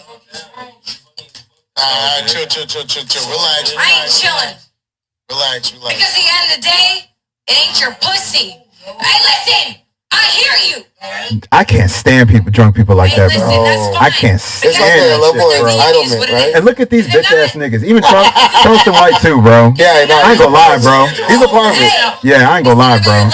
Hey, I see He should have been the black man on there that checked her, bro. You He didn't do want to it. know what's funny? I see a Look at him reaction. smiling. Someone's Look like, at he's the closest thing to Uncle Ruckus. Yeah, man, dog. Bat me in my shit. And you see how she's saying it too? Oh, all right then. Like she's like, bat me in my shit. All right then, shut the fuck I don't up. give a fuck you talking about, lady. I don't care. At the end of the day, nobody knows what I went through. Nobody knows what I'm going through. So nobody, you, him. Look at it. Look at her fucking face. Look at it. She's wild, man. Because like when it's like they put these niggas, she puts these niggas in a trance because she's attractive. I don't give a fuck. And I don't care, she'll bro. be all provocative. I'd be like, if I was sitting there, if she was here, I'd be like, hey, you gotta go. Get out. No, you're wild. You gotta go, bro. You got to go. We're not here for that. I don't give a fuck who you are. You got to I go. don't give a fuck what you talking about. Bat me in my shit then. Bat me in my shit then. Then shut the fuck up. Chill. Hit your motherfucking buzzer, bitch. All right, let's reset the room. Let's reset the room. They're so whack. Who are these two? Those are the hosts. Hey, they're the two guests. Charleston and Brittany Renner is the guest. They're the hosts. And you know they're not gonna do shit about it because they want the views. They're just going for content. They're selling their soul for the content. Look at what the fuck. What the fuck? Yo, this grown ass woman. What the hell? Okay. This is an adult. These two Middle Eastern fucking bro. The light skinned niggas. Yeah, the Middle Eastern Arabic motherfuckers. Like, dude. All right, let's relax. Let's reset the room for a second. Look at this guy. Let's just reset the room. Shut your dog. Kick her off the set. We on the motherfucking dancing project, baby. But you don't want to. I mean, and you know what triggered this outbreak, right? They were just like, her baby daddy just got a new contract. No, this is my. And you know, PJ Washington, the NBA player, just got a new contract. And they're like, so what do you think about it? And then that's when snap. That's when she just started going on. Charleston. Yes, ma'am. Look at look. This the motherfucking real nigga right here. Right. And if I understand and she said hard ER. I know. we wouldn't understand. And then you know what I'm saying? I mean, she's black. She's black, but she's half white, and she was raised by her white grandparents. See, and that's what makes it difficult for me, bro. I ain't gonna lie. Because like she didn't know about black culture until she went to the HBCU, like one of those colleges. She went to Jackson State. Right. That's when she first started tapping into her blackness. See, that's very ambrosious of her. I ain't gonna lie. Shots fired, yeah. Amber Rose there, 2 pieces of the pod. I don't. It's just like how when she was on Drink Champs, and when she was on Hot 97 claiming to not be black, a black woman. She said that shit. All right, so let's reset. Get fucked back to up. what we were talking about. What are we talking about? Kind of like Tiger Woods when he wasn't. Peace, love, health, and wealth. A grade 2 tear, Charles DJ, and everything that occurred, and you know that you do wish well for him of what everything that. I always do, because you know what? I had. Look at that other dude. He's like, I know, so hard. This fucking live. I know, right? Second degree tear. Second degree tear. Have you ever been sewed up? Never. Told That's what she keeps on talking about, how big the baby was and it made her have to get stitched up. It's like, that's a part of labor. It happens. And she always make it about her. You can't relate. No, ma'am. I'm sorry. I know you No, can't. but I think that's But this important guy in today's respects culture. you. Well, at least you had a natural birth. Thank you. There we go. Jesus Christ, bro. Natural This is ridiculous. No, this is not even tight, bro. I don't even like it. Hallelujah. Exactly. I'll be honest. I want to get to the part where she does the water. I want to get to the part where she actually like dumps the water and stuff. All right, I'm going to get into that. Hold up. Because this is when the water part happens. Hold on. Let's get to the I music. understand that, but I'm saying it's all. So she does this trance, gets real seductive with it. Is he gonna show the water part? Hold on. Gentlemen, this is live. Yeah, this is live. Pre-scripted shit. No. Man, shut up, I nigga. know, right? Shut your man, bro. Shout out to my Fucking lame, dude. Where you go? Put him on the camera. There you go. And that shit embrace right there. She was out of pocket. She's been the whole time. She's out of pocket. Damn, I didn't get the water part. That's not the water part. Oh, my bad. But I didn't get the water part. Wow. But like the gist of it, like so. Oh my god, bro! I cannot go. I would not allow that shit, bro. So like after about a couple minutes, I'm like, oh hell no! I know where this is about to go. No, you before you get disrespectful, she's saying, shut the fuck up, let a real bitch talk. When she started doing that, she's gone, bro. I kick her out. I'll be like, hey, you got to go. You got to go, bro. And then the part that y'all miss is that at the end is that she starts to like lap dance Charleston White, and she has this water ball in her hands, and then like she just like throws the water at the host. After it's like everyone's thinking she's just being drunk and playful. Playful. And then when you least expect it, throws the water on him. Yeah. And then the host is like, wait a minute, I didn't do nothing to deserve that. And then Charleston White the whole time was like, please, no, don't do it. Yeah. And then she pours the rest of the water on him. And they allowed it. And then See? And then the other host was, I guess he went to the restroom or something. He stepped away. He's like, whoa, what happened? What's going on? See, but that's what they get though. That's what you get. They enabled that bad behavior. They enabled it, and then it backfired on them. Because think about this. We have equipment. So like when she's throwing the water on dude, like he has his headphone in. He's like us. He's like us right now. Yeah. And I'm like imagining if someone was in this studio and throw water on us. And like we are liable for this equipment because we're using their equipment. Right. And this is just disrespect, bro. Exactly. And the level of disrespect. I don't give a fuck if you throw it. I don't care, bro. Like the disrespect. I'm gonna be Stephen A. The disrespect. You know what I'm saying? Right? The way he emphasizes on this shit. I don't give a damn who she is. At the end of the day, she puts her dress on just like any other random bitch I'd meet outside. You know what I'm saying? She's human just like us. You know what I mean? I don't give a fuck who she is. Brittany, Renner, or whatever. Like I don't know how she gets. She got to go, bro. She has to go. Like she gets a guy in a trance. Like they just see like an attractive girl, and like they want to feel for her, and empathize for what she's going through. But like she just takes it like a serpent, like a snake, and just uses it against them. But I feel like you're basically. And she knows she's a girl, so like you can't beat her ass. But see, you're basically describing starstruckism. Starstruckism. You know what I'm saying? You're basically describing men just getting beta male simpy. Charleston White is married. So what is his wife think when she's watching this and she's like all twerking on Charleston White don't give a fuck, bro. This nigga, and that's another thing too about Charleston. This nigga Charleston White, he be talking reckless too, low key. Yeah, he was talking reckless about Houston in general, like the city of Houston. I seen a video. The city of Houston. Oh yeah, he was that nigga from like Fort Worth, right? He's from Dallas. Yeah. Oh bitch ass. That's what I'm saying. Like Charleston might be talking greasy, bro, about just I don't know. He's suspect in my eyes too, dog. Yeah, like, real talk.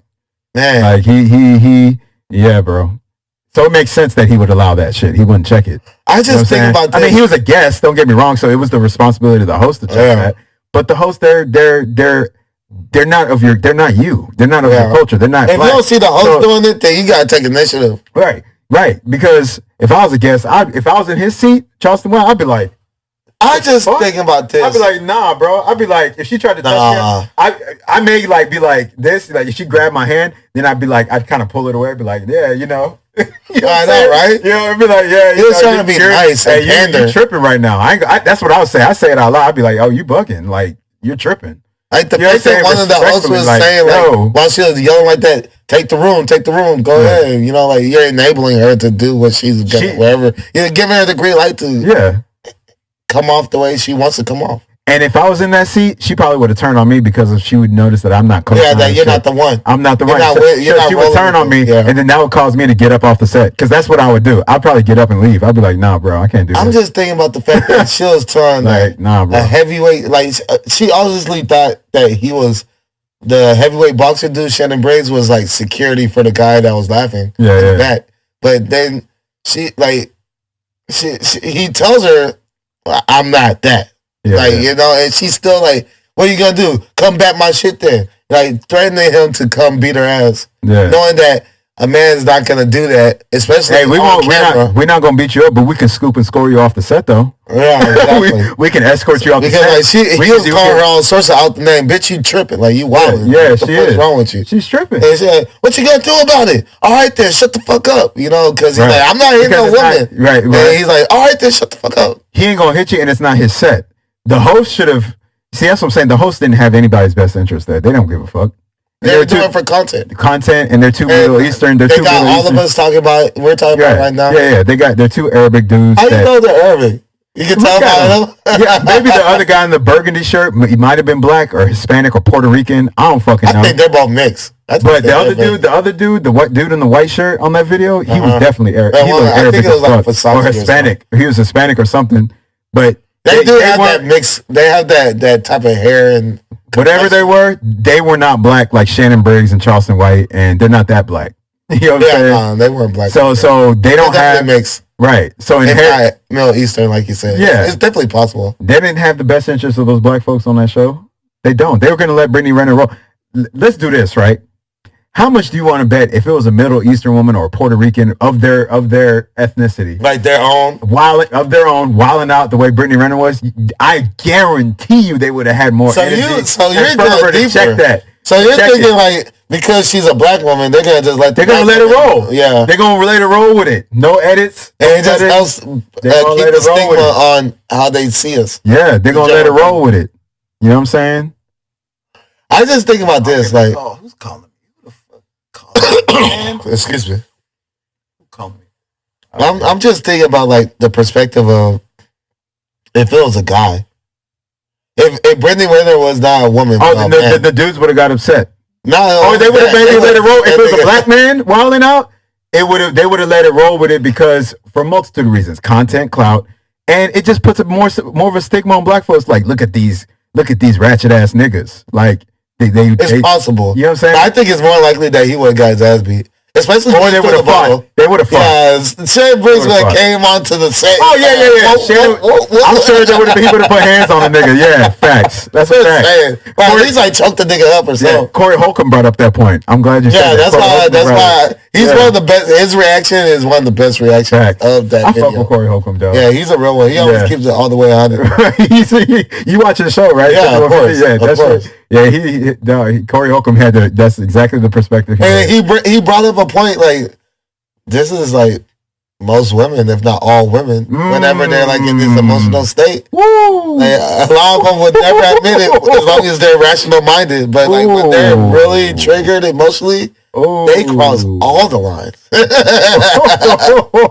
would go there. Like, definitely go there, man. He ain't lying, bro. Exactly. And that's why, like, that one woman that's on his podcast. Oh, what's her name? Like, I forget her name, but like, he's like, you've even done it. Yeah. He said, he called her out. She's like, no, I've never been like that. Like, she didn't really deny it though. Yeah, she ain't denying. She just said that not to that level. Right. She's just like not saying that I don't get like that, but not to that level. Yeah. But you're like, but you don't even know how you get. Like you're not like in a rational state of mind to be aware of how far you take it. Yeah, right. When you're taking it there. That's a fact. So you're not gonna be able to know. Only the people that see it from the outside is gonna be able to tell you, oh yeah, you get like that too.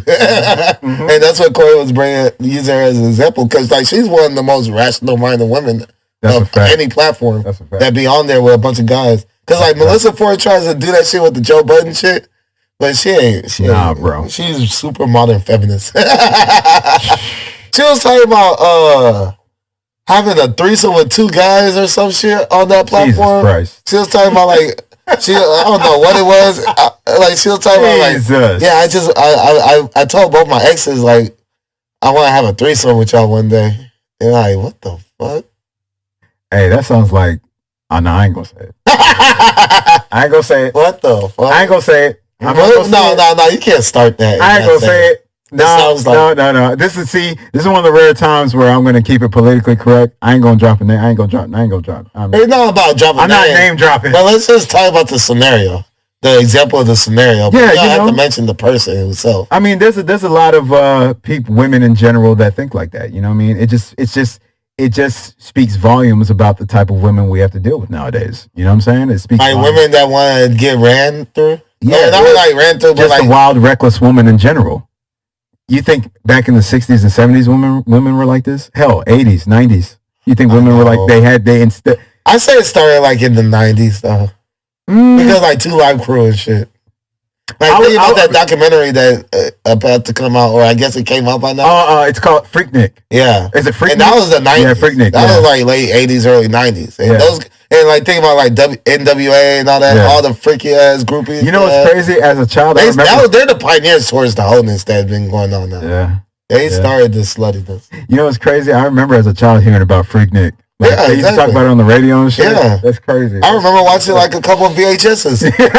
Like when they'll drop, I was like, bro, they were really they're wilding. Like eating ass and eating pussy and sucking dick on stage and shit. I was like, whoa. I'll go deeper than that. I don't think it started in the 90s. If you're going to bring up that perspective, I think it started in the hippie era. Yeah, when they were doing LSD, acid, I think they were getting freaky. Shit. They were getting freaky like that, but it was underground. It was underground.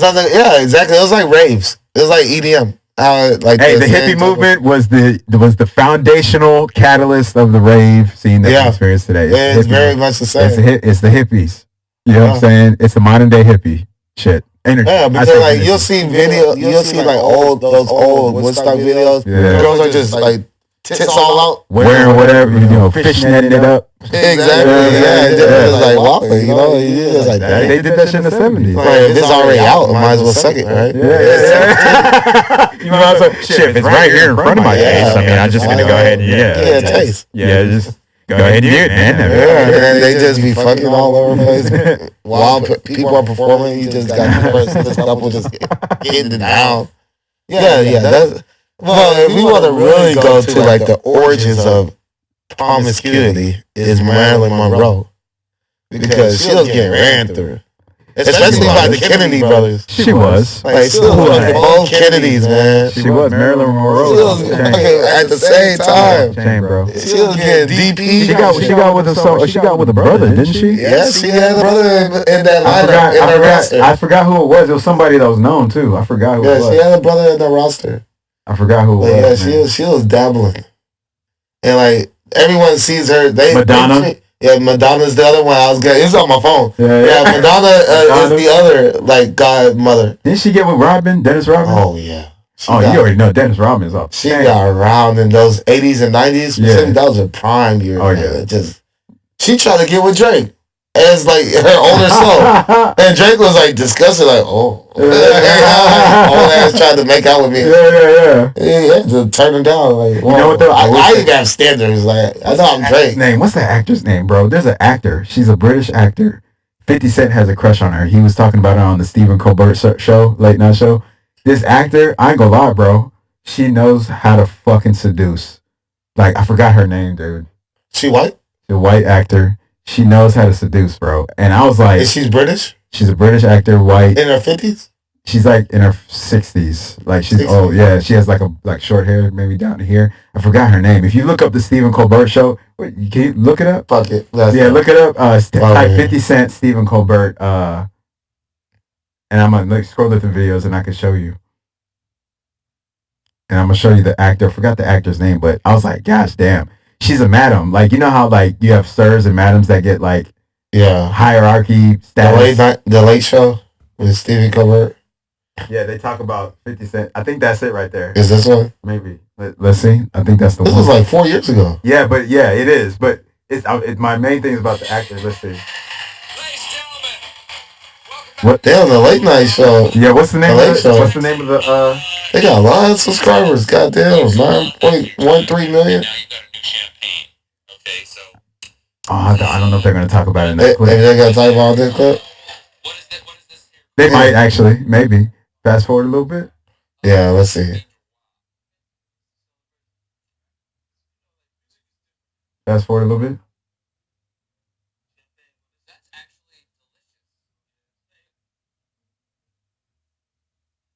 Damn.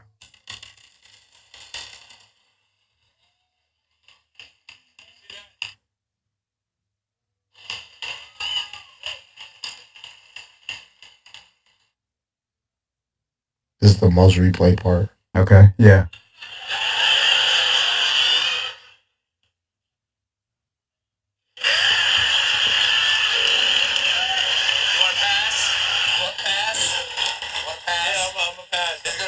Okay, you only get one pass now. You only get one pass. No, I don't think it's this clip. Damn, it's on that episode though.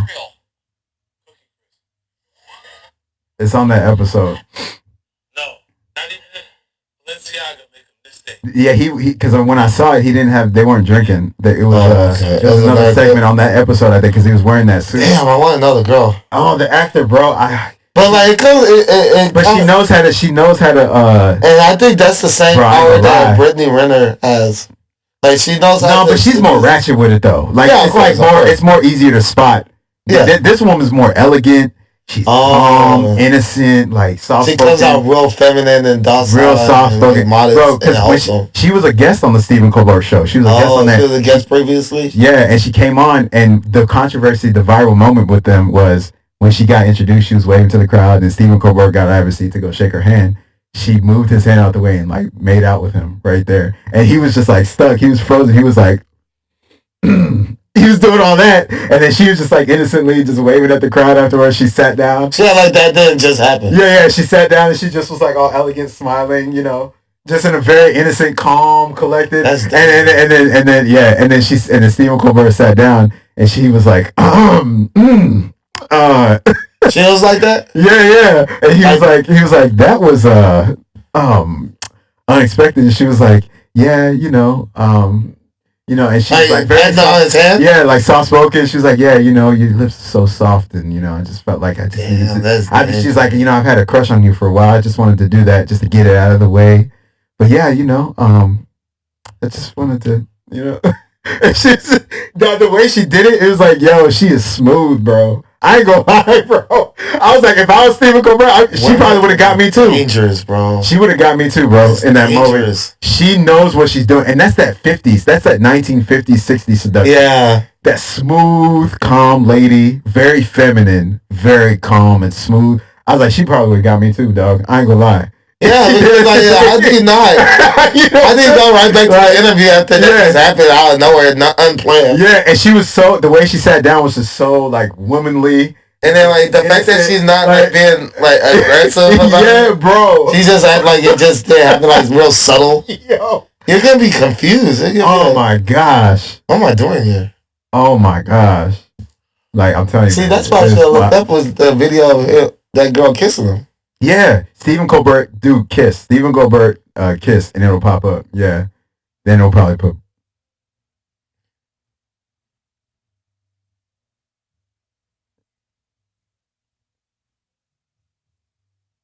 That's it. Yeah, that's it. That's it.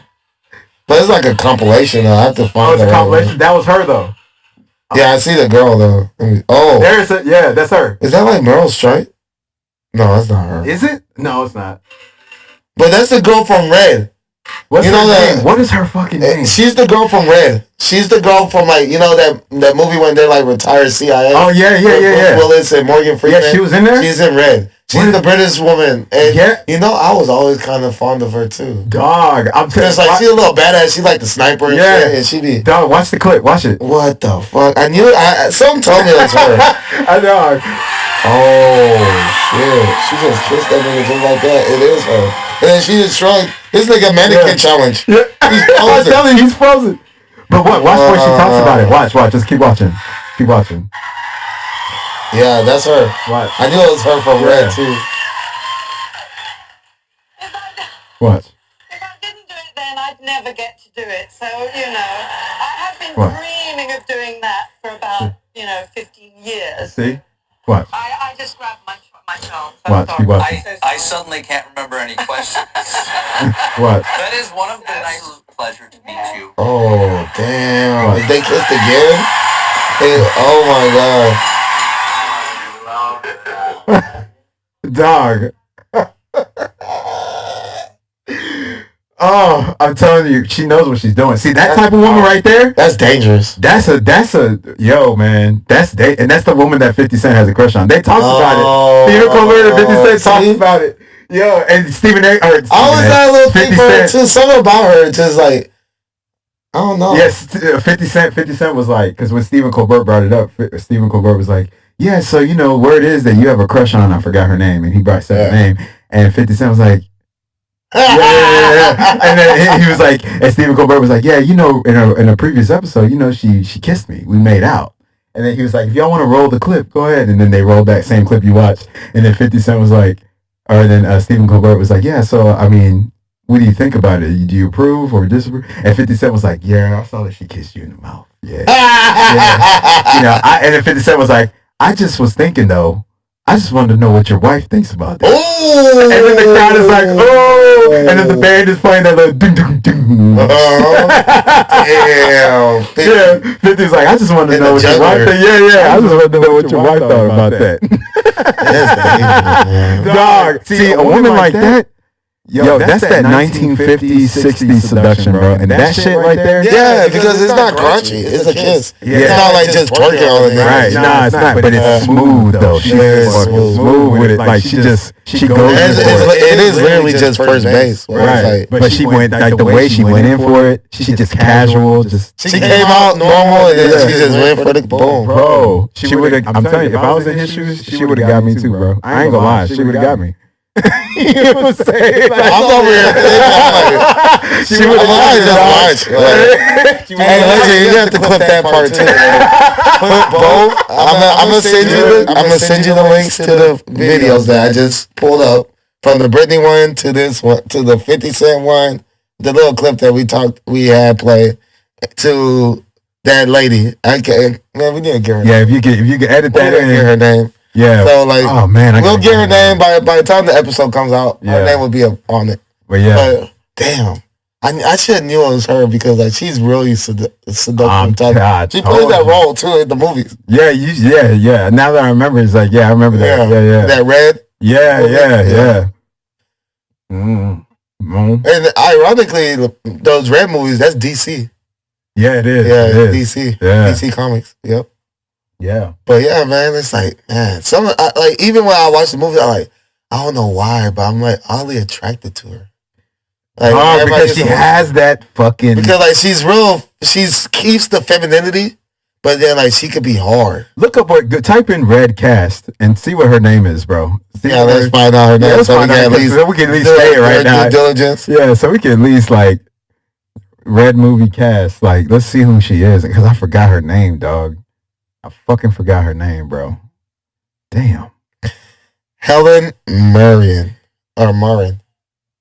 It's the fourth. Helen Mirren. Yeah, there we go. Helen Mirren. Yes. Yeah, bro. That's her. Wait, how old is she? She has to be like in her 60s, dog. Definitely. She's like 68 or some shit. Let me see. Helen Mirren age. Yeah.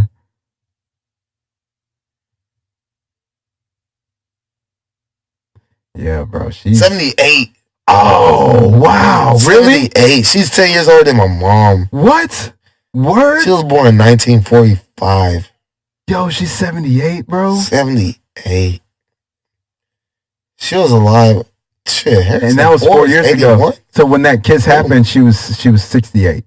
No, 4 years ago. 4 years ago. That was That means still 74. 74. Yeah. Yeah, she would have got me, man.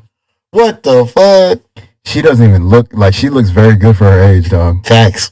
Very good. See, that's a dangerous ass woman. See, she got that. Imagine when she was younger. Oh my gosh.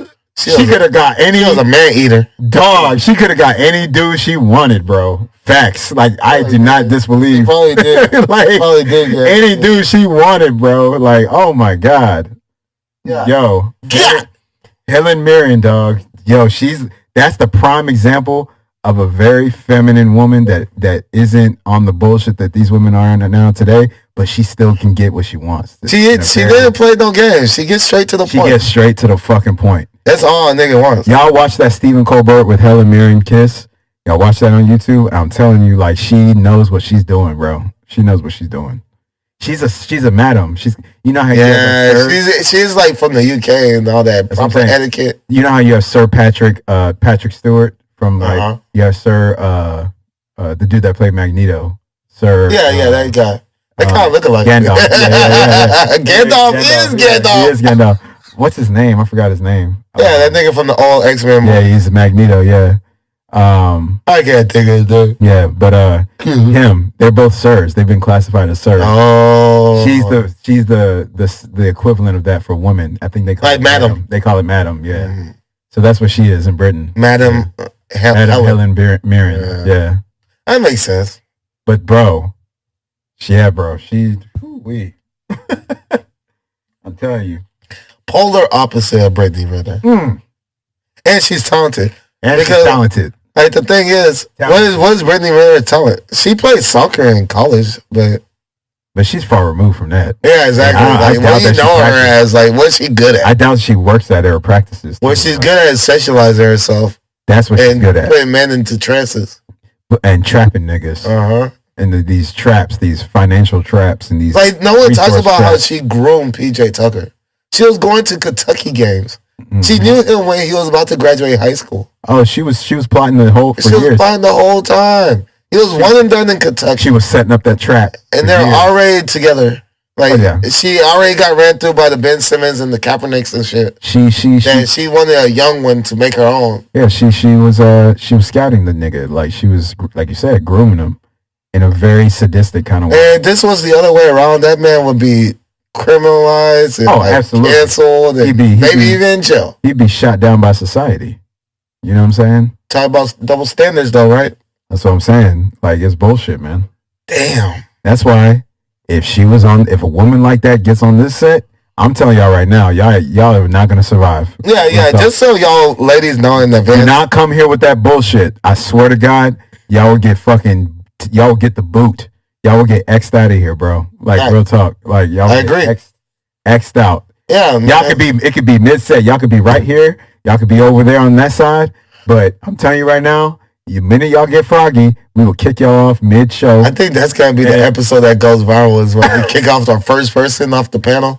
Because, like, we have to work to get these people on our panels. I know. And for us to actually kick someone off, you have to really... You have to take really, you have to really take it there to the point where we're like, all right, you got to go. Like, we worked hard for you to be on this show, but you know what? You got to go because you're just being super disrespectful to our platform. I'm just saying. It's only a matter of time. It's going to happen, though. I know. Because it happens on most podcasts. If not, if you don't kick them off, it doesn't, but like, really, at least there's some point where you're checking the person. Right. I don't want to have to, like, do that, though, but damn, dog. It kind of just comes back to like It was that episode 3 where it was me and Legend with the 2 girls. Like, I bring up that one because like the skinnier one, she was like flipping out. And like it was a point where like she forgot, like I guess one of us interrupted her and said something and she forgot what she was gonna say. She like, I got ADHD. Damn, fuck. You know, it was like going off and it was kind of like, what the fuck, man? Like, see, that's the problem. See, it don't even matter no more. Like, you know, she was kind of like lashing out and I was just like laughing. Like, all right. Instead of like, and I just think of that moment and I see what happened with the Brittany Renner shit. I'm like, man, nah, that's I'm not letting nothing slide no more. Nah, and I was being nice because it was still early in the on the platform. It was only episode 3. And I was like, man, I just want to get through these episodes and just have content. But like, I'm at a point. Yeah, I'm at a point where it's like, nah, I choose my integrity every time. Man, bro, yeah, there's got to be a level of decorum and morality that is instilled. You know what I'm saying? Like, there's got to be a level of, because if you don't have morality, if you don't have integrity, then that allows disrespect to settle in. Yeah. And then when disrespect settles in, that's when people start to get violent. Yeah. Verbally or physically. And that usually leads to a bad ending. You know what I'm saying? That's literally what happened with the Brittany Renner thing. Yeah, so we don't want to... models, she's verbally abusing. Yeah. Shut the fuck up while a real bitch is talking. Yeah, so you don't want it to get to that point where it gets violent. Okay? So, whatever setting you go into, just be respectful, have a level of integrity and morality while you're a guest, like here, for example, or if you're on a team, like we said in the beginning of the episode, you know what I'm saying? You know, and yeah, man, you gotta have a level of, because if you have integrity, you have morals, and you have respect. That means that equals respect that you'll exude. You know what I'm saying? So there's a level of entitlement that a lot of people have. Yeah, and I'm sorry that I have to go here because we do have female supporters, but it's mostly women that have that entitlement because they know they know that a man can't. God, yeah, man, I'm just gonna be honest. Like, they know that a man would not apply that force, and if they do, they will be forever ruined doing so.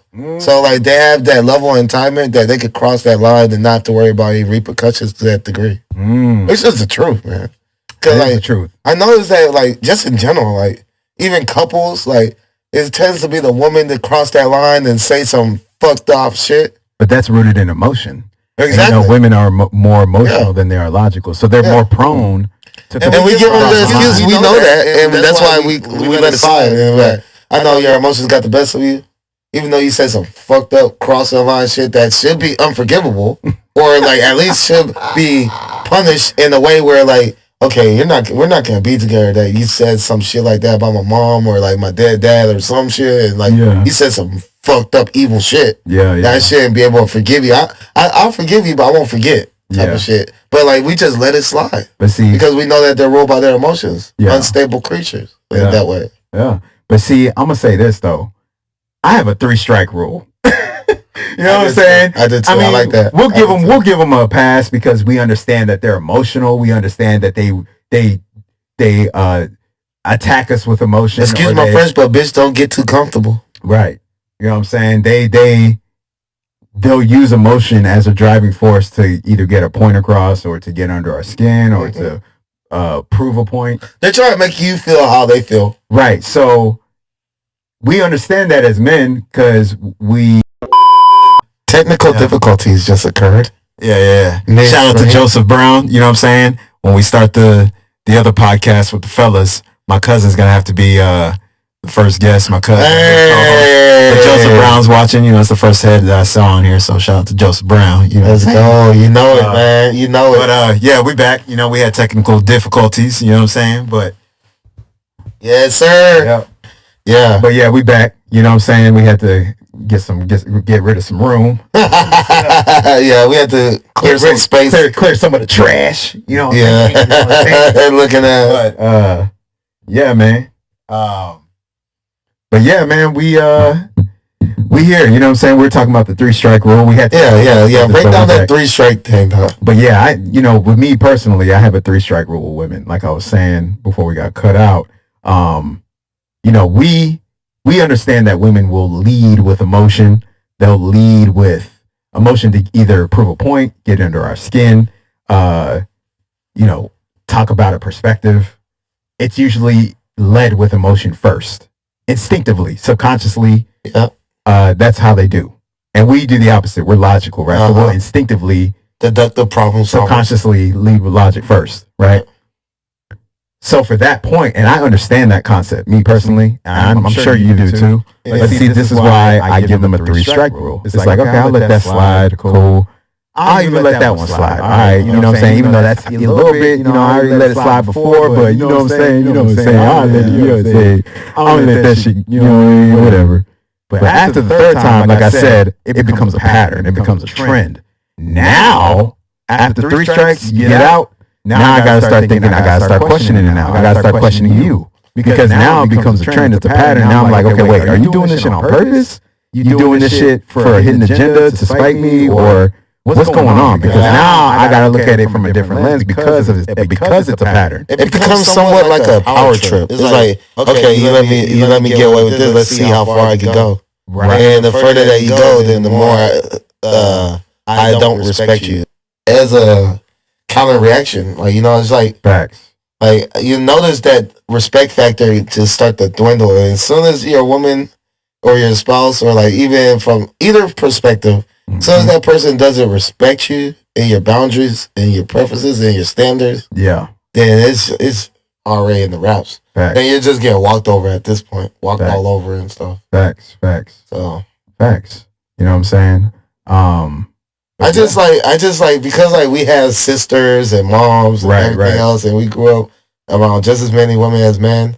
Yeah, like we understand the dynamics, and like when it comes to my relationships, I'm not gonna tolerate. Like, of course, with family, you're stuck with your family regardless. Facts. But like in my relationships, I choose my relationships. Yeah. I'm not gonna tolerate that. Yeah. I don't need you. Right. The hell? Like, right. It's here, like, we're supposed to need each other and actually look out for one another and actually care about one another's perspective and what they're going through and, like, their purpose. And, like, it's just, like, whenever you disrespect someone about something that you know that they generally have care about, and you just blatantly disrespect them because you feel a type of way, it's just, like, I'm already seeing you as an op. I really would see you, like, oh, you're against me. I thought you were rocking with me, but as soon as she hit the fence, you really ain't. You're only with me for your convenience. And I'm like, I ain't with that. Yeah. I know what time it is. Yeah. So I'm like, I'm quick to end relationships, man. That's why, like, when it comes to my relationships, I've had a lot of girlfriends, but because like none of them last long. Because like it's either they break up with me or I break up with them. But it's like a pretty good ratio. It's like every other girl that I'm with, I'm breaking up with them because as soon as they start try to go off the grid like crazy with me and like start crossing lines, I'm ending that shit.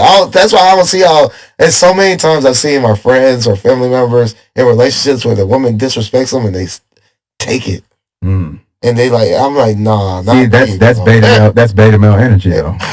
It's beta. That's beta as fuck. Yeah. Because at the end of the day, when do you start respecting yourself? Exactly. To not take that bullshit.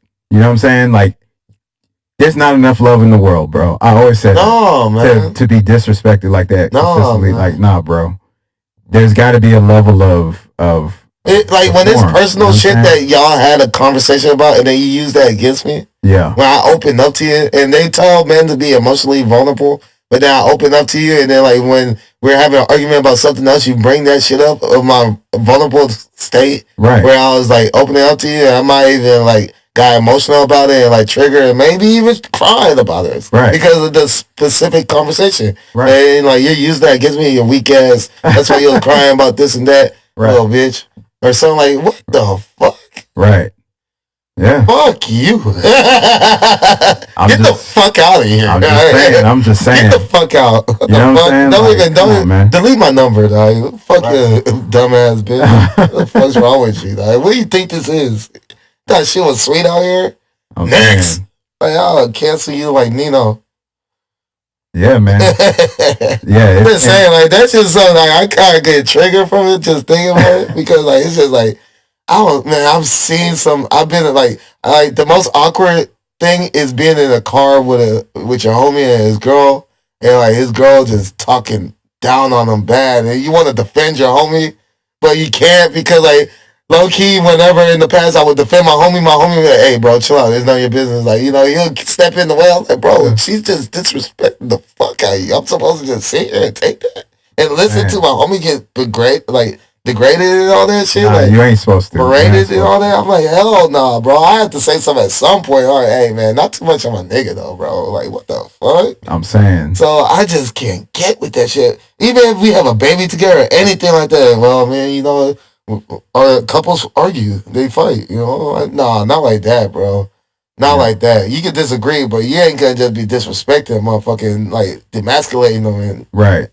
Fuck that. Nah, I'm a grown ass man. I ain't gonna just be taking no shit from nobody like that. And that's like, that goes for guys or girls. And like, women shouldn't have to take disrespect either. Yeah, that's what I'm saying. You know it goes for guys and girls, bro. Like, it goes both ways. Like, I don't want to see a man thinking that because he's the man, with my homegirl or a sister or wherever, and because he's the man, he can just demand whatever he wants and doesn't have no regards of like what she's got going on, and like stop wherever you got going on. It's me. It's all about me. Right. And you better, like, you know, your life revolves around me and all that shit. Right. And just like no empathy and no remorse towards like thinking like she's a servant or she's his slave to a degree. And like, you gotta be fucked up. Now I'm gonna sit there and watch that shit, bro. I'm just saying. Yeah, I'm not sitting there and watch none of that shit, bro. Either way. No, like no disrespect should be tolerated. Because like I'm the type of nigga, like, if it's the other way around with the women, now I'm gonna buck up the dude. Like, hey, what's up? What's good with it? Right. Bring that energy this way. See what happens. Like, we can squabble with it. Yeah. Like, I'm ready. What's up? If you really about the shit, run that shit up. You know? Right, run it. So like, it's like a light switch for me, man. I'm a nice guy, but I'll go there, and then people just caught off guard completely. Like, oh, yeah, Horton. Damn, if Horton's really this upset, it must be something.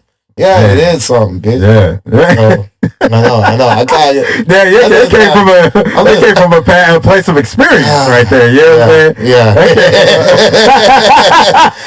That was me projecting right there. Yeah. It's like, because like that shit, you see how deep rooted, like, I got a little passionate about that, like, because like it's just certain things that I'm just like, man, I'm anti.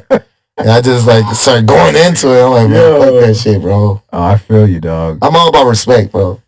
Yeah. All about respect. Straight up. Respect is crucial. Yeah, man. And it's reciprocated. It's both ways. It should be reciprocated. To get respect, you have to give it, and vice versa, man. Exactly. So I was like, I hate that shit. I'm ready. Disrespect comes in the form of, and this is what I've mainly experienced with people, disrespect comes in the form of shrewd opportunist energy. It comes in the, you know, passive aggressive energy.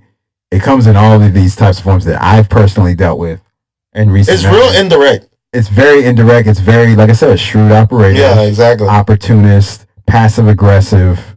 Like, those are all like branches that come off the word disrespect. You see what I'm saying? Yeah, if you have the word disrespect, and then you have lines coming from the word, like those passive aggressive, shrewd operator, opportunist. These are all words that lead up to those the word disrespect. Graphs, charts, and the spider web. Yeah. Exactly. You know what I'm saying? And those are things that I've dealt with recently that make me raise the eyebrow like The Rock. You know what I'm saying? And look at that person and be like, yo, are you like, I don't know what to think right now. I'm going to give you that pass because it's 3 strikes. You know what I'm saying? But no, dude, I don't like that type of shit. I don't like that energy, bro. The 3 strikes is the best way to go about it, because like, first time, okay, I understand where it comes from. Yeah. I get it, you know? Mm-hmm. Second time is like, hey, don't get too comfortable thinking this shit's gonna be going. But I'm gonna acknowledge it, and but hey, you gotta watch that shit. Yeah. By the third time, all right, you just think you just get away with this shit. I'm just saying though. Like, you just think you can just do whatever you want.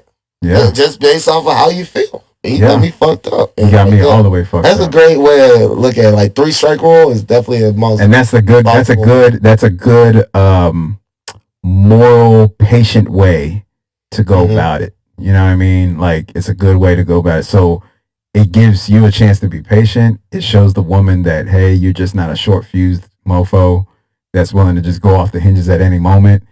There's a level. It gives you a cushion with the woman, right? Dealing with a woman. So they can't go back and be like, oh, you just ready to be mad. It's like, no. I would also say to keep the receipts on the other time. So like you can recall, like this time when you said this, and that time when you said that, and now here we are. Now here we are. Here the fuck we are. Then they can't review anything, and now it's all on them and how they've been carrying themselves throughout all these processes, all these moments. Hey, what's the common denominator? You not knowing any better. You know? Check that shit at the door. You know. Facts. So, yeah, man. Yeah, man. It just comes to like the fact that the guys weren't checking Brittany Renner early.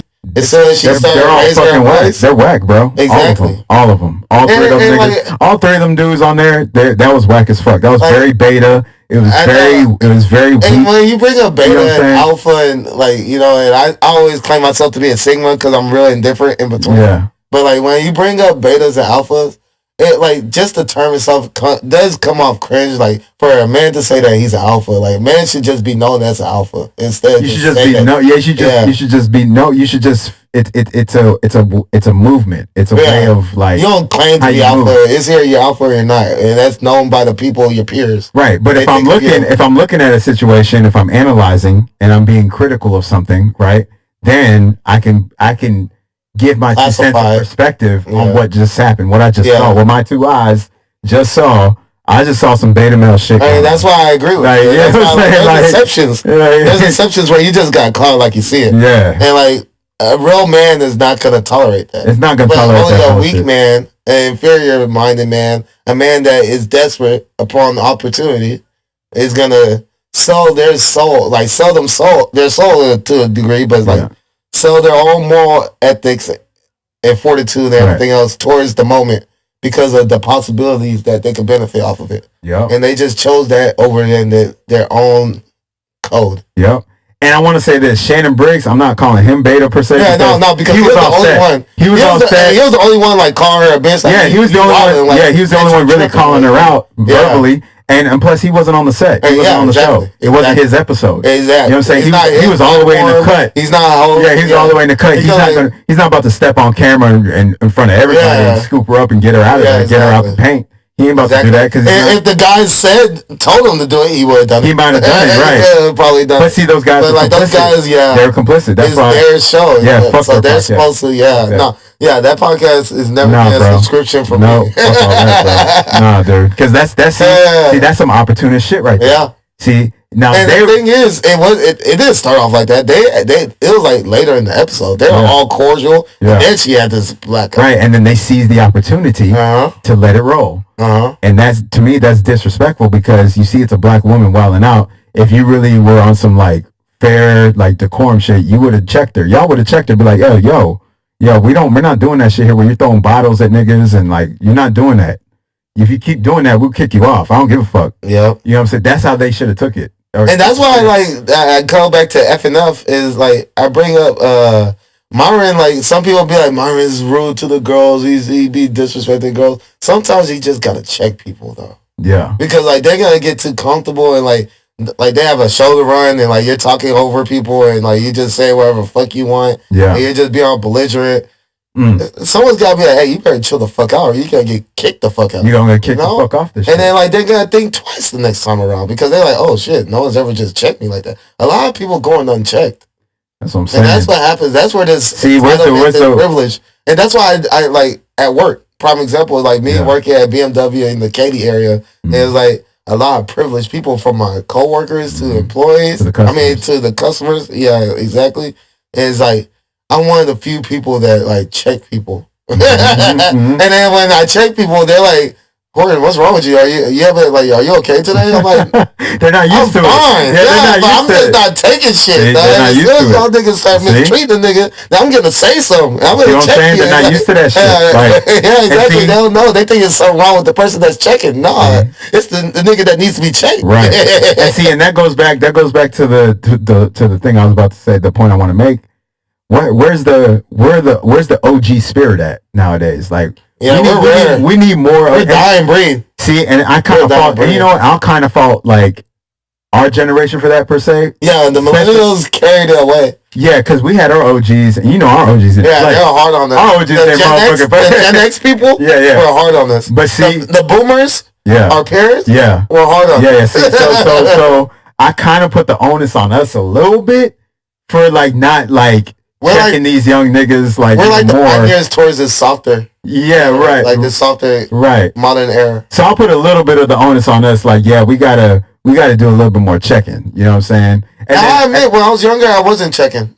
Right. I was taking shit. It wasn't until I got older that I started like, nah, fuck that. On site, I'm gonna address it. But even from the standpoint of this, like when you see a young 18-year-old that you're cool with, or whatever, about to do some dumb shit, that's when we got to kind of pull them and like pull their coat. Eliminate it before.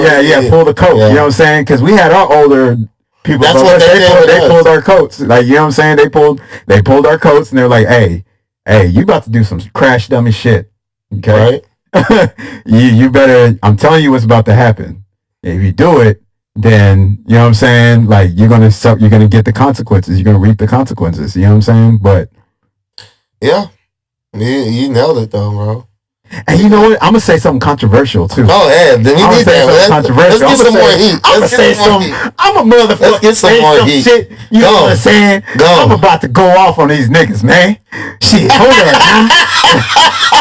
Yeah. You can't build it up like that. You 50 Cent. I know, right? You gotta talk like your teeth are like your mouth is sewn shut. Yeah, about this Fat Joe. You know what I'm saying? Jada Kiss. You know what I'm saying? This is 50. That nigga John Rose. You know what I'm saying? That wasted boy. Like you really pumped. You know what I'm saying? Yes. You in them bump now.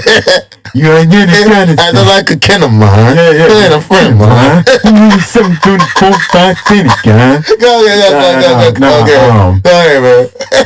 But I'm gonna say this though. I'm gonna say this. I think that bullying is necessary. Thank you. I think it's necessary. Oh my God! I think it's necessary. It builds character, right? I think it's necessary. Bro, I think bullies are needed. That's so crazy that you just said this, because like this is gonna be the one that really triggers a lot of people. I think bullies are needed. I posted this on Facebook one time. I was like, word, I don't see it. Yeah, and I got a lot of slack off of it. Like people are like, you're really enabling bullying. I'll tell you, there's people that are killing themselves over it and all this other stuff. Yeah, of course you. Yeah, I'm like the odds of people actually killing themselves, or the odds of people that do something about it. Because like that's why, you know what, why they want bullying to go away, because it's gonna help people like slut shaming or fat phobic or or body shaming and all this other bullshit, body positivity, all that. Yeah. It's like you're enabling bad behavior type of thing. Yeah. So it's like, okay, I don't have to lose weight because like you're wrong for calling me fat. No. But no more than your actual health and well-being and longevity of living and nutrition and everything else. Or like a girl that's just sleeping around and like, hey man, you should chill out because you're kind of coming off like a hoe, like, you know, like you're easy, you know, you just open it up. And it's like, whenever I hear, and that's funny that you bring this up, because like I was about to post this on Facebook today. I was like, when I hear a woman tell me to be open-minded, I just think about how open their legs are.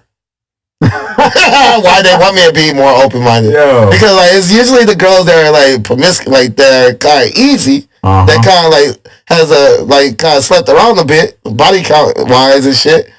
That one person to be more open-minded, like, yeah, that was her past, you know, like she was going through, you don't know what type of trauma she's been through, man, and all this other shit. Like, you know, like, but she's changed now. It's like habits are habits, man. Like, that's a. You got like all it takes is some unhappiness, and then you're gonna go back to that vice. That's what I'm saying. So it's like, fuck that. Red flags are red flags, man. It's like, yeah. I think bullies are necessary because they challenge someone to be great. I was that. They challenge you to be great. They challenge you to elevate. They challenge you to become better and conquer that challenge. Because the bully is just challenging you. Yeah. That's what they are. Yeah. They're challenging you to overcome and to fight that. to fight back. You're trying to, you want to prove that bully wrong. Right. So whatever they're picking on you about, you want to prove to them like, fuck you. Right. I'm better than what you're doing. If it's not like learning self-defense and going martial arts to actually beat up that bully. Or working out, getting bigger, getting some size, you know what I'm saying? Getting healthier, getting more in shape. So if you have to run from that motherfucker, he won't catch you. You'll outrun his ass because you're in shape. Exactly. So you defeat that. That's a way of defeating him. Or if you're going to fight him back, you're going to go toe-to-toe with him. And throw some hands, you know what I'm saying? Even win or lose, like the fact that you fight against that bully, you don't respect it. That's what I'm saying. Like in most cases, just standing up to that bully, they just like, oh shit, I gotta think twice because like, I'm gonna have to put in some work. You gotta have to put in some work. You gonna have to work for this win. You have to work for this W. Like exactly. So you have to work for it. Exactly. And that person's not just trying. They try like bullies kind of pick on people that they see as inferior. Yeah. So they try to pick on the weak and think it's gonna be easy. Just for their ego boost. Yeah, exactly. It's supposed to be like it's supposed to not be no strain to do it. It's easy. Yeah. It's comfortable. Exactly. And it makes them feel better about themselves. It's like it's a flex in a way. But so if you give them gripe every time, then they're gonna think twice. Like, man, it's not as easy to bully this person. So what's the point of putting in this work just to bully this person? Bullying is not supposed to take work. Right. So like when you prove them wrong and you stand up and you do something about it, then it's like they don't have no ammunition no more. And I'll say this too. Not only do you win because you warded off the bully, you also win because you improved yourself. Yeah. So it's a double win. You win twice. You won because the bully's not, he or she's not bothering you anymore, because women can be bullies too to other women. Yeah. That's what brings up the workforce. Like when I was talking about this a little bit about how like female workforces, they have way more bullying in female workforces than men. Because men are getting more bullied physically, but women are getting more bullied on the social class, to make the woman seem bad, fuck up her reputation, type of thing. Yeah. Make her demonize her and shit. More mental and verbal. Yeah, it's more of a mental aspect of it. Yeah, and that's how like women like the indirect, covert type of approach that they have. Yeah, it's like they're gonna attack your character. Right. It's like bullying is bullying regardless. Even if it's verbal or mental or physical, it's all bullying. And that's what I was going to bring up. Like, I was a fat kid growing up. Yeah. I was fat for a good bunch of years, and people why the fuck do I remember you as when you were a child? Like when you were young. Yeah. Like, I remember when you were a big boy. Like, exactly. Yeah, I remember that shit. The people forget that I was fat. And I was fat for some years too. And I was the rolling joke. Literally. I was a big old butterball rolling joke, man. I had no neck and all that shit. And black butterbean, motherfucker. Just put some boxing gloves on your ass. You just like butterbean. You know what I'm saying? Like if I did not get that, I would not have became how I am now, and like as strong minded, and like I work for my shit. It's like you can't tell me nothing. Like I'm not a bum. I'm not just sitting around getting fat. I'm still doing one hand push ups and everything. I'm like, I'm not gonna ever be weaker than this, or like I'm never gonna be like a sloppy looking motherfucker. I might be a little pudgy, but I never ever look sloppy. Like I don't work out. Like I'm not capable of doing damage. You know, I would never ever go back to that. Like you look at me, you're gonna look at me with respect. And you know what's crazy too? You know what's crazy too? Well, not crazy, but see, something in your spirit, something in your subconscious made you want to elevate and evolve to that. Exactly. Now there's some people out there that are put in the same exact position that just don't have it in them to be great or to even evolve to that next level. And me and my homeboy at the gym, remember I told you my exactly. friend, exactly. I gotta give him a shout out to him. He was one of the people that had to overcome. He made a 180, man. Shout out to Yassine. Yeah, you're gonna be on the show. Yeah, you're gonna come on the show one day. But yeah, man, me and him were talking about this, about how some people, there's something in someone's spirit that makes them want to change, makes them want to be great, makes them want to not be a beta anymore, become more alpha, move like an alpha. You know what I'm saying? There's some people just are complicit. They're complacent. They're complicit in, you know, the whole like, oh, it's okay to simp to women and all that stuff. Like some men don't want to, they just don't want it. Yeah, and so me and my homeboy Yassine were getting to the point where we were like, hey, so what is it that people like us that think like us, what is it that we can do to inspire other men like that to be? That's part of the reason why I'm happy we have this platform. Yeah. Because like we can speak to those people that want to give up. Right. Or want to cave in and like, you know, and just like turn the other cheek 2 degrees and like, you know, and like right. And like the victimhood. Right. 2 degrees. So right, like, right. I just want to speak to those people that like feel that way, a loneliness and like and like vulnerable and weak and like they can't fight back. Like you can fight back, man. Absolutely. You don't have to be the strongest or the fastest or the quickest or the smartest, but just to stand your ground, like you can do it. You're not alone. There's so many of us out here that had to overcome adversities and certain aspects of like bullying or some type of way. But this is gonna be like the anti-bullying episode. So they're gonna have to be like, well, it's slightly anti-bullying. It's slightly, but like it's not anti-bullying because like we want bullying. We only want bullies character. We want bullies to challenge you to be great. Exactly. That's our point. We don't condone and just bullying itself to act. Right. But it's like the result of that act. Right. We like, want bullies to challenge you to be great. That's the reason for the bully. Well said. Thank you for that. So we don't condone bullying, but we want the bully to challenge to be great. That's why we want them. It's about proving that bully wrong. Right. And showing that bully she ain't sweet around here. You thought you had a weak motherfucker, but try again, motherfucker. Right. And to your point, like about not being alone, like you're not. See, a lot of men and women out there get discouraged about the journey or the process that it takes to become great, to elevate. And they feel like they're alone. They feel like they're left out. But we're here to tell you, this platform is here to help inspire you to understand that we've had our challenges, we've had to overcome, and we're still overcoming challenges. We're still growing. We're still evolving. We're still elevating, raising our vibration, our frequencies. So we still have our journey, but we're here in the midst of our journey to let you know that it's working for us. The way we think, the way we try and help people think, you know, it's working for us. So we try and give y'all a little bit of that game so maybe it'll help inspire you. You know what I mean? Exactly. So that's why one of the main reasons why Wisdom Talk even exists is for shit like that. Yeah. You know what I mean? Yeah, we're trying to gravitate towards all types of people, right? Because it's something for everybody. Because even this segment, what we're talking about right now, there's someone that's gonna watch this. It's gonna help motivate them. Facts. And help push them like not to give up, because there's a lot of people that just want to give up. Facts.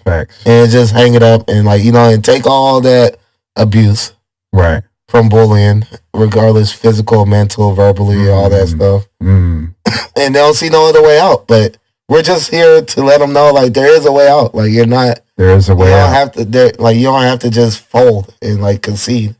Like, you can always fight back. Absolutely. Always fight back, man. Absolutely. And it's a day by day thing. It doesn't happen overnight. Facts. Yeah, but you have to.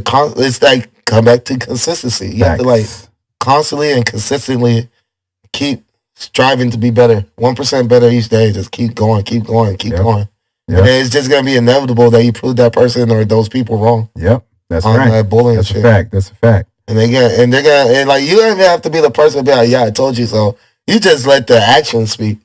And you just, and like, you could do like, that's why I be doing shit like the Jordan shrug. I be like, shit. You know, saying I'm just great. I don't know what happened. I saw it coming. I'm sorry you didn't see it coming, but or like this one, like, look, don't arrest me. Like, I didn't do nothing wrong. You know what I'm saying? Shit, you know, it's the best way to go about it. I do that shit at work all the time.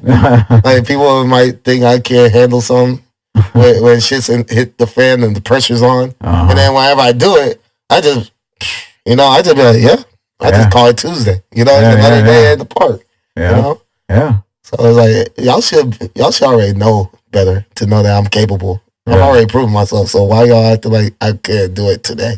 Right. If I've already proven to do it in the past. Yeah. So I was like, instead of just like reminding them I'm great, which I do sometimes. I mean, look, hey, hold on now. There's nothing wrong with confidence. It's not like you're just overflowing them with that shit. It's not every now and then I just gotta remind them I'm that nigga.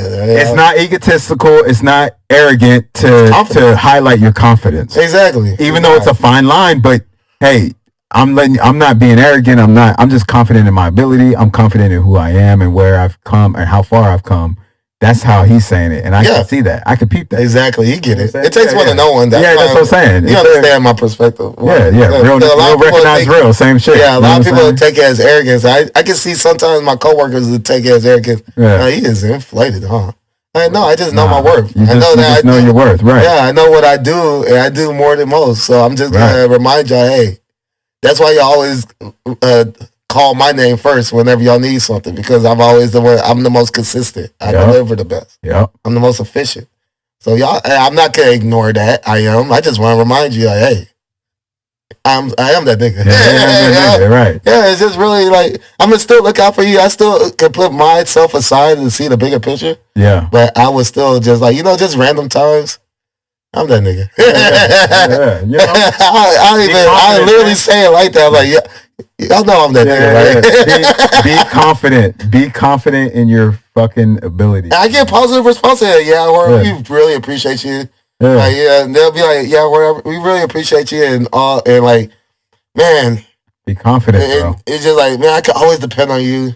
You know what? Thank you, Warren. Like, they don't even like try to bring down my ego when I say that shit. They're like, like, they concede. Like, you are. And thank you. I appreciate that. Just a friendly reminder. I just want, like, next time you ask me to do something, just remember I'm that nigga. That's why you ask me to do it. Because I'm that nigga. I get it. I get it. I know what time we're on. Don't worry. I get you. I'd be like, I see the message. I get it. I see the bigger picture of why. You're not gonna admit it at the moment, but I know why you. Right. I know why you're coming to me. Because I'm that nigga. So, there's a reminder every now and then. They can be slow as fuck, but you know I'm that nigga, right? That's me for you, all right? There's a friendly reminder before it starts getting busy. Yeah. You know who to go to. That nigga. Just saying, dog. Oh, man. Man, this was a great episode, man. Yeah. Where we at right now? We had like 2+ hours. Yeah, exactly. Yeah, we're at 2 hours probably exactly right now. Minus the technical difficulties. Yeah, that's what I was about to bring up. But we're gonna, Legend's gonna do his thing. He's gonna clip it together. He is. But yeah, man, this is a good episode as always, man. It's just us two. We chop it up about what's going on. Yeah, you know why? We don't. There's no guests, so we could just go hard body. We don't have to prioritize certain people and stuff. We could just let it flow. Let it flow, man. It's just natural. Just talk about just two cousins talking. Right. Just chopping it up, man. That's really what it is. Just family talk. Yeah, just chopping about what's going on in the world around us. Right.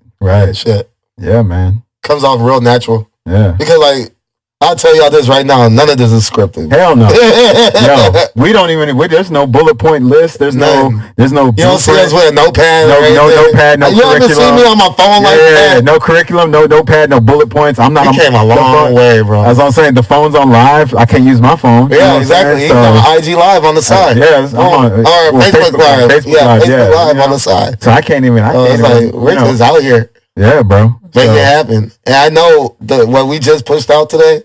There's gonna be some good content. Oh yeah, for sure. That people can appreciate. Oh, for sure. It's crazy how we can just do it like that. That's what I'm saying. We're at a point where episode 19, we're just doing it on the. It's just flowing. It's just smooth. Yeah, bro. Freestyle. We can freestyle it. The whole fucking. The whole show. We did. The only main topic we had was the Brittany Renner shit. Everything was just freestyle. Freestyle. All the white supremacy stuff, the etymology, you know what I mean? Talk about. You put me on with the etymology. Yeah, look into etymology. I got that shit on my notepad. That was the one of the few times I used my phone is to put that in to look it up, look into it later. I'm telling you, you're gonna be interested in it, bro. And it's like, it's gonna help you see the matrix even more. Like as far as like, you know how Neo sees all the lines. Exactly, the binary numbers. Yeah, binary numbers. You're gonna see them even more distinct. You're gonna be seeing it like you're like, oh shit. Whoa, you're gonna be looking at words. That's what I need. Different, bro. Cause like I know it's real when like coworkers will talk about like my posts whenever I'm posting like definitions of words. Yeah, man. I think like one of them, he's a Vietnamese guy. He's like, man, I never just thought about the word empathy like that until you posted it. And like now I'm just implementing it in my everyday life. It's like, man, empathy, practice empathy. And I'm like, see, it's just those little things like just posting a definition of a word. Just so people can understand the meaning of like feeling for someone else, like not sympathy where you pity and you feel sorry for them, but like actually putting yourself in their shoes to understand what they're going through.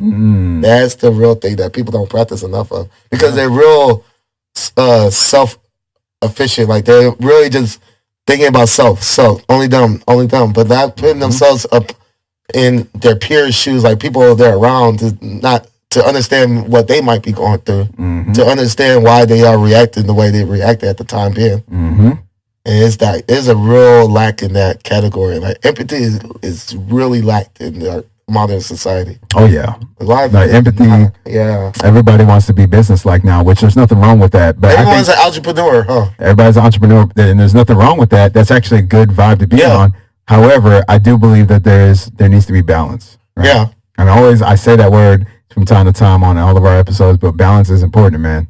It is. There needs to be balance between logic and emotion. You can't have one or the other. No, and I've learned that even since starting this podcast, because like when I was younger, I was overly emotional.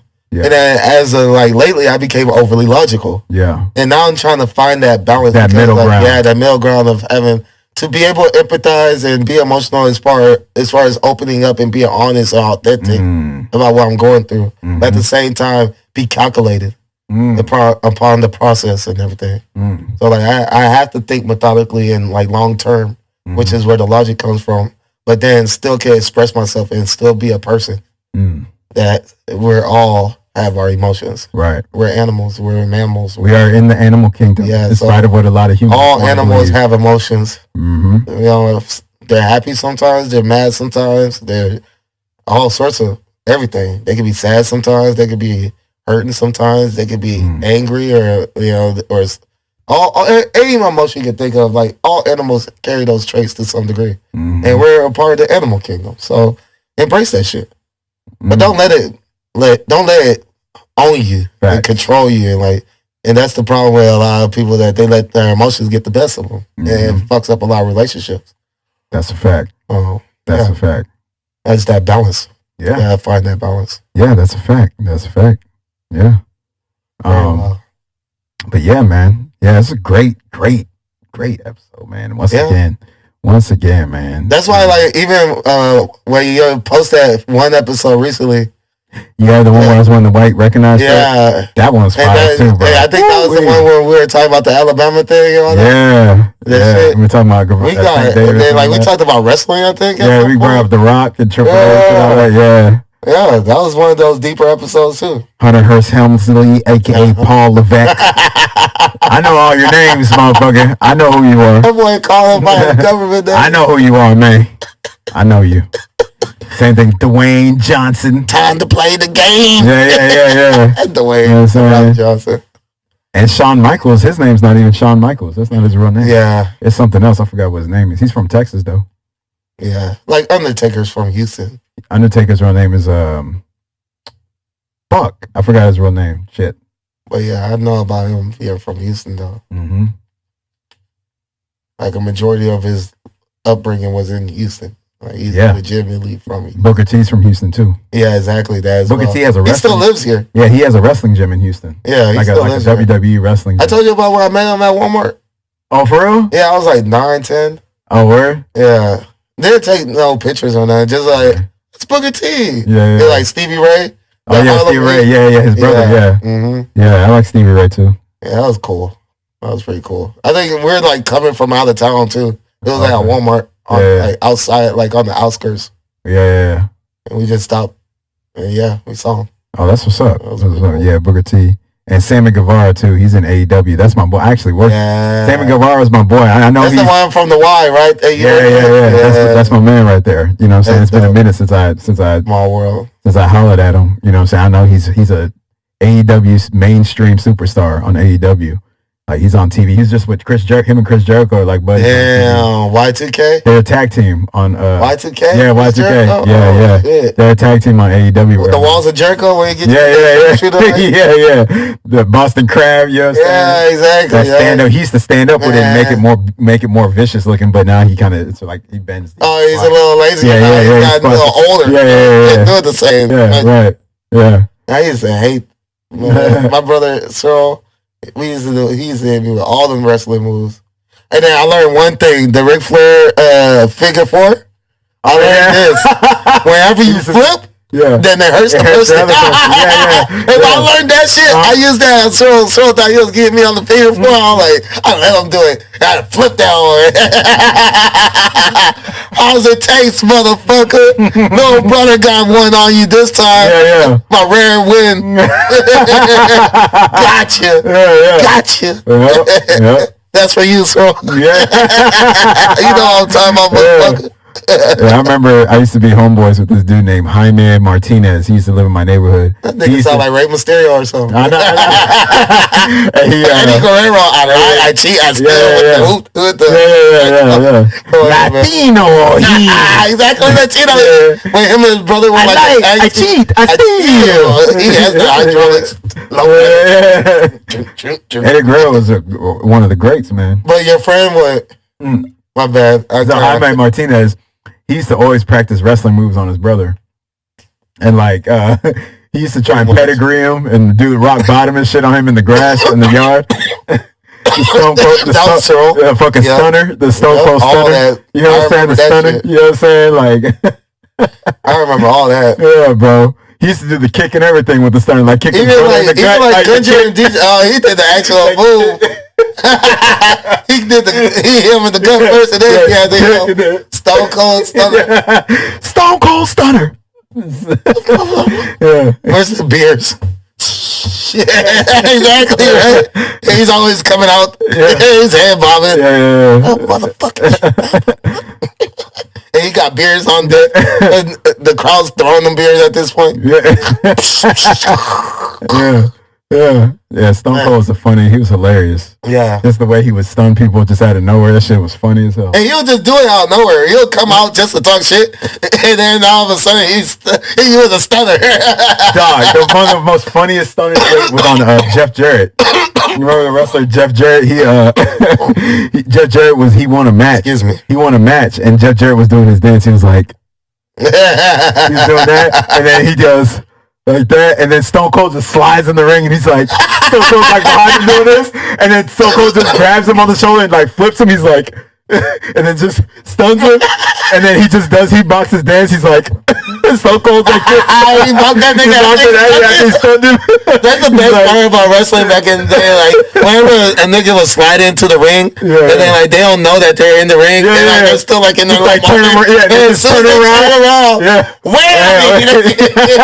Stone Cold was the king at that shit, bro. When the Rock, and like Stone Cold would actually turn you. He would turn you out your fun. He would turn you. He doesn't wait for you to turn around. He'll turn you and just stun your ass. Yeah, real talk. And that's the bottom line. The Stone Cold says so. And he just have his outro music just playing. I remember when The Rock was in the ring with him, and they were both talking to Kurt Angle and Rikishi on the segment. It was one segment. And The Rock thought Stone Cold was on his side the whole time. Now all of a sudden, The Rock is they're both like looking in the same direction. The Rock is just like mouthing at Kurt Angle like all the way down on the ramp. He's like, and then all of a sudden Stone Cold just like you said, turns him around and like stuns him. I'm like, God, where'd that come from, bro? That nigga Rock thought shit was sweet. Dog. The Rock was just like, and all of a sudden you just see The Rock just get stunned. Like, I'm like, dog. I don't fuck with you anyway. I just want to remind you, I don't fuck with your ass. We just got mutual enemies, but I still don't fuck with your ass. Here's a Stone Cold Stunner to confirm that. That's funny too. Clarify. That's funny how you say that too, because there was a segment where Billy Gunn, you remember Badass Billy Gunn? Yeah, hell yeah. He was trying to, Stone Cold called him to the ring, and Billy Gunn was like, I didn't run you over, Steve. I take my word on it. I was with my son, and like he was like, and then Stone Cold was like, you know what? I believe you, man. Like the way you're sincere, I believe you. But you know what? I don't like your ass anyway. He's like, I never give it. He said it like this though. He goes, I never really gave a damn about you anyway. I was like, yo, voice too. I don't really give a damn about you anyway. I never really gave a damn about you anyway. I just stunned his ass, just kicking this stuff. It's like whenever they get stunned too, they're reacting like, they be reacting stiff like a boy. They react. They be selling the shit out of it. They be Like they really go stunned. Yeah, they get stunned. Yeah, like and fall back. I know. That's just crazy. It's hilarious as fuck. Those were like A-list celebrities, though. No, facts. Man, at the peak of their wrestling career, like everybody knew them. All right, yeah, we're done. Yeah, we about to call it. All right, guys. Once again, it's your boy, the Cameron Goon. Yes, sir. Gordon, H20. Yes, sir. Junyanii, recognize entertainment. The Junyanii on Instagram. Junyanii on Twitter. Recognize Entertainment LLC. Buy the merch. Hit me up for the merch. You see it here. You see it. Legendary music team as well. LMT. Yes, sir. Might as well. You know what I'm saying? Legendary team. Merch, legendary merch right here. DM me. I'm getting that website together as far as, the platform to be able to, you can click it, order it online. But for right now, you want merch, DM me for the merch. It's always available, shirts, hats, whatever. Music is dropping soon. Working on some stuff right now. Y'all go get it. I'm excited for that. But yeah, all that's coming, man. We here, yes, like we said, Wisdom Talk Podcast. We're here. We making it do what it do. We pumping out the content for you guys. We're making it happen. We're making it drop, and we're making it do what it do.